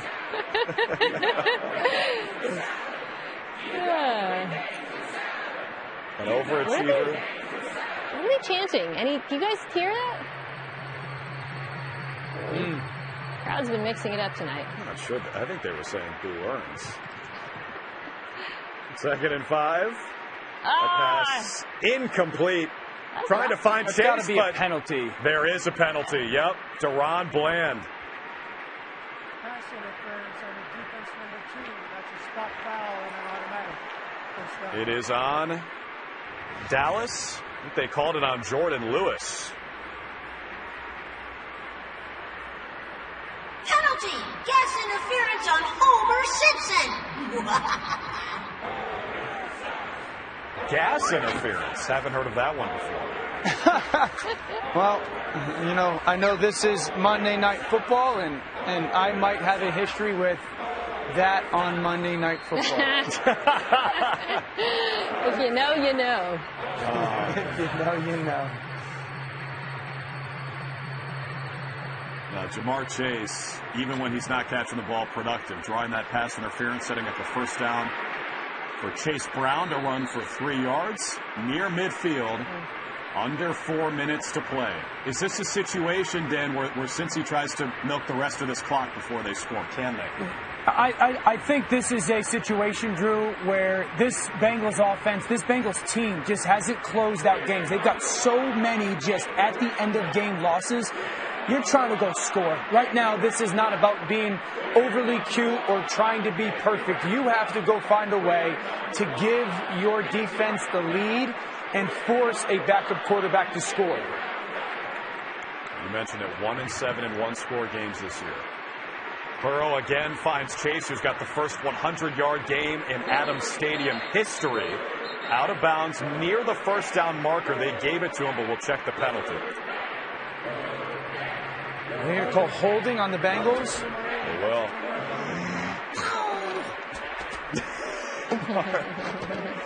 Mark doesn't like it. It's on Yosivas. Yeah, that's a terrible call. That's not even a meh call. I'm going to say that's a terrible call. The Bengals offense was humming when it was Bart and Lisa. They got to find a way to get their two playmakers back onto the field. This Cowboys defense, I think this is where they want to get Micah Parsons, Mina, to try to be a one-on-one pass rusher and allow the coverage to help him get some of those sacks. Yeah, let's see. Got 1, 2, 6 men on the line of scrimmage, looks like right now. Let's see how many come. 2nd and 17. They rush 4. Burrow after the play fake. Another flag. It looks like a hold. Burrow keeping the play alive. Ooh, he got decked by Parsons after he let it go. The tight end, Drew Sample, is near first down yardage. And another flag. Likely a hold. Yeah, it is. I mean, did you guys see how quickly Micah Parsons won there? That was explosive. Bengals left tackle. Yeah, I mean, his get-off, Dan, is just unreal. Nuclear get-off. Bye. Yeah, Micah Parsons against Cody Ford, who's filling in for Orlando Brown, who's injured. Bit of a mismatch. Last time Bart and Homer were on the field, Homer picked him off. Oh, you gotta block Homer, and if you're Bart, be smart with the football. 2nd and 26. Gotta think Homer's in his head at this point. Homer's coming. He's coming. Dump it down to Chase Brown. And Brown, a negligible gain of 7. 3rd down and 19 coming up for the Bengals as we approach 2 minutes to play. You know, I'm surprised Homer's playing so hard right now because, well, actually, I'm not surprised because if this game was tied, he'd have to work overtime for the first time in his life. Yeah. I always like in these situations, lock them up and take a shot down the field. See if you can get a big throw or pass interference. 3rd down and 20. You got to try something. Max protect for the Bengals. It does not work. Joe Burrow goes down. It's Marist Leafau with the sack. Bart Is that Simpson. Homer Simpson? Yeah, Bart Simpson brought down by his own father. Homer having the night of a lifetime.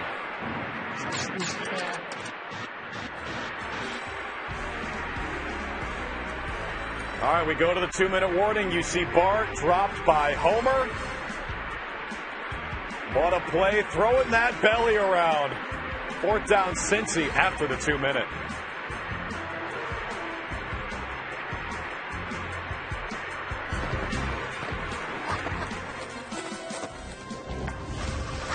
Hey, you little...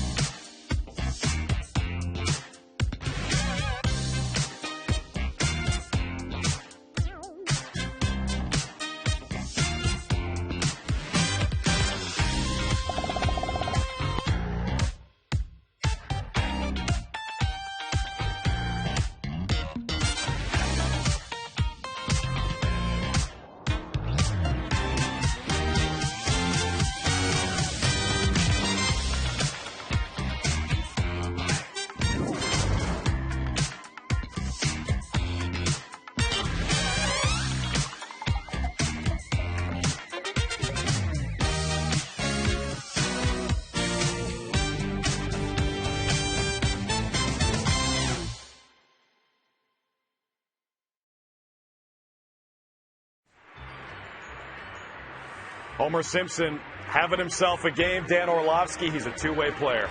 He's been able to play safety, have eyes on his son, Bart Simpson, and get that huge interception. And then how about the last play? Becomes an edge rusher, and all that trash talk and disrespect and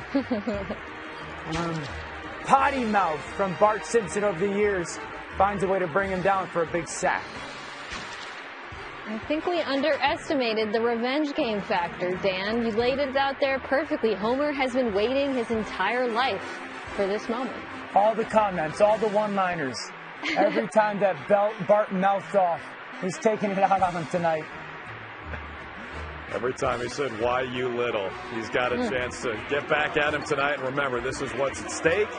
Bart, he wants Homer's desserts. Homer wants his son to go work for him at the nuclear power plant. At 10 years old, feels unsafe, but of course, that's not what Homer is worried about. He just wants to get some time off work. And he certainly doesn't want to go to overtime tonight. So with the Cowboys about to get the ball back on a punt by the Bengals and Ryan Rico, can Cavante Turpin, one of the most dynamic players in the NFL, do something here? Oh, that kick is blocked! Oh, it's blocked!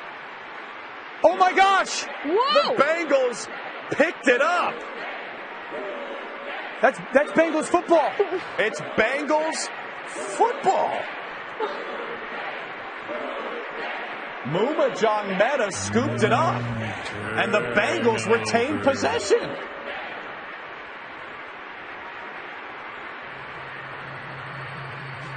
So initially, it was blocked by Nick Vigil. On a kick play, the ball was touched by the receiving team. And it was touched by the receiving team, Dallas, which means Cincinnati retains possession. So, Drew, the really big part of that is it's touched behind the line of scrimmage. Dallas blocking that. If it went towards the Bengals, then that would not be a problem. The Cowboys could touch it and no chance for the Bengals to get it. Since it went towards Dallas or behind the line of scrimmage and they touch it, it becomes once again a live ball, and Cincinnati recovers it. A huge break for Bart and the Bengals. How often have you seen that happen, Dan? I mean, I'm trying to think of the last time I saw it. Mina, the last time I think I saw it happen was the Cowboys and the Dolphins on Thanksgiving Day, probably 25 years ago. I'm right there. Like, I think one of them blocked a field goal in the snow in Dallas, and a massive missed mistake. Man. Brutal break for the Cowboys after they block the kick. They just can't recover it. And Joe Burrow starts the drive with a completion to Andre Yosivas. Picks up 7 out of bounds with under 2 minutes left. Now, Drew, before you were talking about, okay, is this where you want to try and milk the clock? This is a moment where ideally, if you're Bart and you're Lisa, you want to milk the clock. while also scoring and giving Dallas no time. Look at this. All the Simpsons on the field. They give it to Chase Brown. Bart Simpson handed it off to him, and he picks up 10 yards ahead for the first down at the 40-yard line. The clock continues to wind. Both teams have 3 timeouts. The Bengals have lost so many games this year. This late in game, missed field goals. Remember, their kicker, Evan McPherson, not there. It's going to be Cade York if he gets the opportunity. Bart, find Lisa. Do the Cowboys want to let them score at some point? The ball's all the way out at the 40-yard line, so Bart will throw. It's Lisa, puts her foot in the ground, leaves her dad in the dust, and says, if anyone needs me, I'll be in the end zone. Touchdown, Cincinnati. Bart to Lisa, 40 yards. Could it have been anyone else other than the brother and sister duo? Terrorized them all game long. Lisa said, smell you later.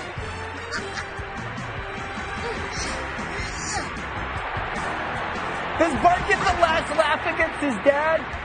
What a great job by Bart. Remember, we talked about it in break. Thought that Lisa was going to be the one to score the game-winning touchdown. That's right. That's right. Good prediction. Channeling Lisa there. Cade York out for the extra point. He tacks it on. It's 27-20. The Bengals, are they finally going to win a one-score game? 1 minute left. 3 timeouts. This is far from over. If it goes to overtime, may God have mercy on us all. Look at Lisa. What a move on her father. Listen, I don't want to embiggen that play, but it might have just saved the Bengals season. Hey man, coming in at 4-8 with a playoff chances, according to ESPN analytics, of 2%. You rely on Lisa Simpson. Lisa They Simpson might have to and one think of about signing her. yeah, right. One of the flukiest, weirdest. I just don't want us to brush past that special teams play. Dan, that's one of the weirdest moments of the NFL season. Oh, there's no question about it. And the Cowboys, while coached by Homer, their special teams coach, John Fossil, is one of the best in the history of the NFL. He's got to be sick. Cade York boots it through the end zone, does not give Cavante Turpin a chance to return, and he is on pace to set a record this year. Montgomery Burns and Jerry Jones discussing family of the game and world domination. And maybe comparing bank accounts as well. Guessing they're similar. This is the unit, Drew, that has let this team down all season long. Can they find a way to stamp Lisa's huge fourth quarter touchdown? 1 minute to play. Cooper Rush on 1st and 10. Throws. It is complete. It's C.D. Lamb to pick up 15 yards. Let's bring in Professor Frank. We've heard from him throughout the night. Any late game predictions, Professor? Well, yes, actually, based on the calculations that I've made on it. Kim, I can say with approximately 92% certainty, give or take, that there's going to be a lot of traffic leaving the stadium post-game. I mean a lot. A lot of frustration from the drivers as well, and a fair amount of car honking, and a modicum of cuss words, like flivik or cough-ivik, or all you stupid Leifenstein. It's a good thing Springfield has militarized crossing guards to deal with all that traffic. All right, 1st down and 10 after the completion from Rush to Lamb. Do they want to get Homer back on the field? I mean, I'm surprised we haven't seen him on this drive. I agree. 4 wide for Rush. Steps up, and he goes down. The clock continues to run. They just used their first timeout. They'll give him 3 yards on that play. Clock is winding. Cowboys will hustle to the line. Yeah, Cooper Rush, affected by the rush, steps up and then paying homage to Homer, lays down on the job. Oh, and there he is, Trey Hendrickson. He says, take a seat. The NFL sack leader and the only guy who can provide a pass rush for the Bengals this year comes up clutch.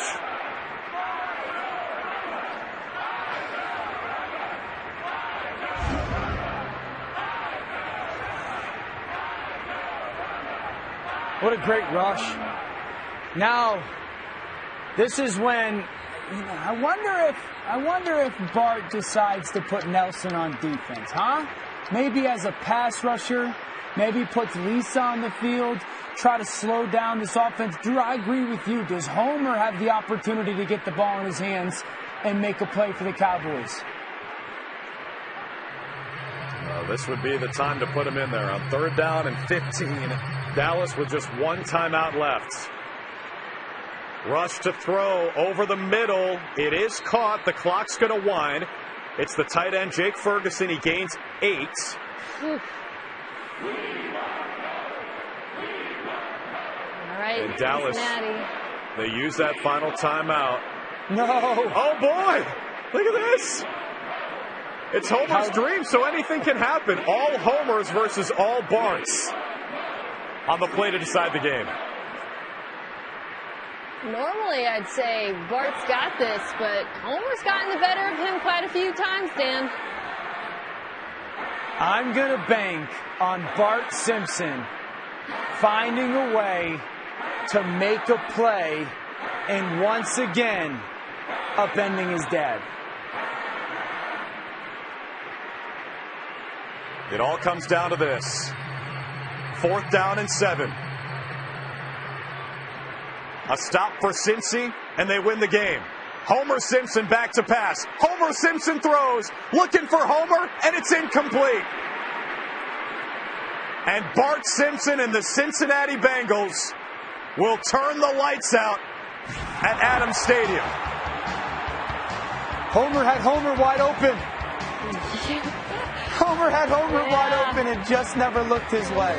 Homer had a clean pocket. Not his best rep. And Okay, Homer Bengals. Simpson, you can kiss desserts goodbye for an entire month. Brutal.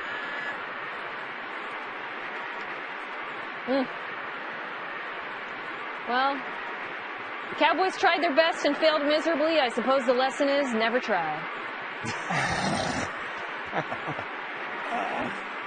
Oh, man. It stops the momentum for the Cowboys, who had won 2 in a row coming into this one. And they come to Springfield, and it turns into a treehouse of horror for Dallas. They fall 27-20 as the Cincinnati Bengals maybe prove that Springfield is closer to Cincy than the Big D. A 27-20 victory.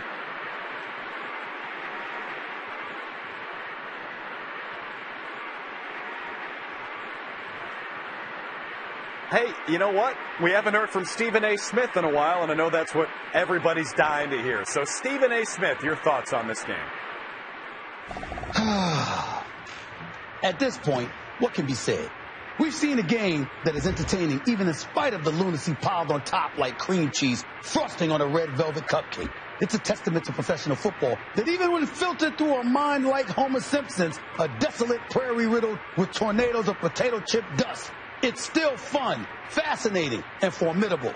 So if you've come to me for some sort of conclusion, let me offer this. Aside from the score, I say the game of football has won tonight. Now that I've summed things up so eloquently, I would desperately like to extricate myself from this nightmare of a dream. Homer Simpson, please never imagine me again.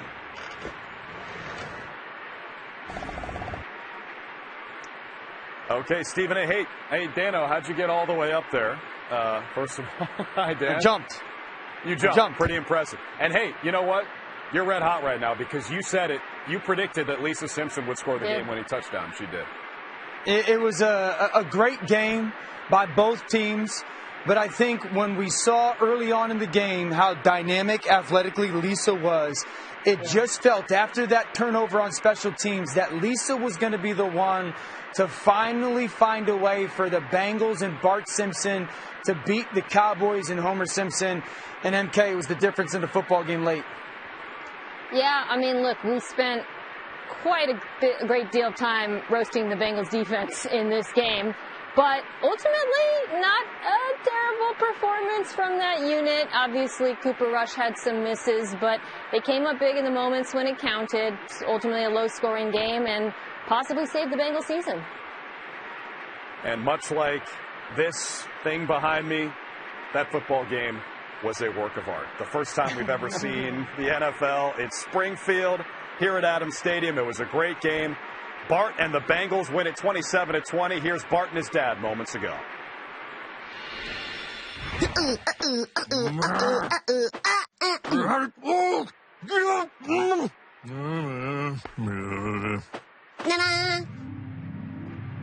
And that wraps up our game, folks. Thanks for watching. This broadcast is copyrighted by NFL Productions for the private use of our audience. Any other use? Maggie! Daddy had a dream where he played professional football, and you were there too in a flying spaceship. Don't tell your mother. Marge, you were in my dream too. You interviewed the football players, asking them questions they didn't really know how to answer. It was hilarious, I assume. Mwah. Well, at least he dreamed about getting some exercise. Lisa, you were in my dream too. On your brother's team, but don't worry, I forgive you. I know you love football more than anyone.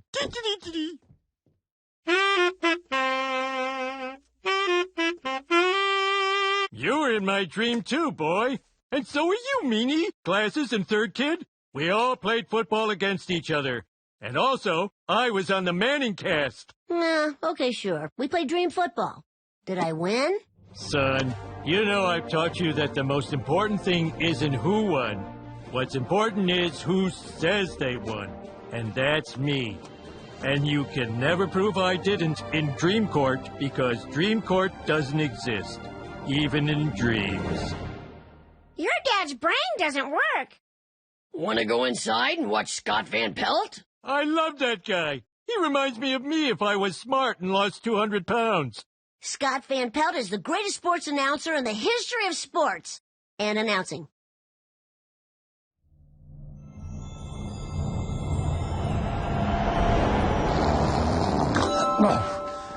Whoa.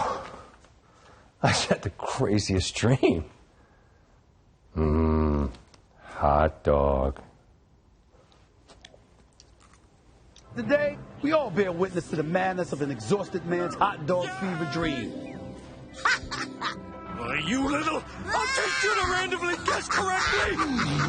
Now go get him! 3. Simpson looking to throw. He floats it toward the end zone. Touch diddly down! C.D. Lamb. Bart Simpson takes the snap, throws it to Ralph. Touchdown! He's not in danger. He's in the end zone. Burrow looks that way, throws it to Lisa. How much talent for Simpson? She's near the pylon. It's a touchdown!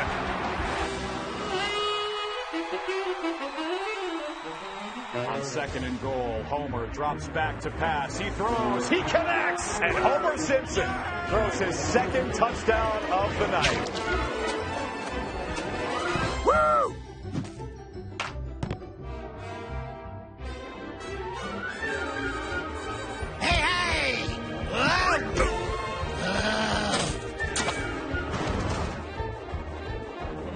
Bart will throw. It's Lisa. Puts her foot in the ground. Leaves her dad in the dust. And says, if anyone needs me, I'll be in the end zone.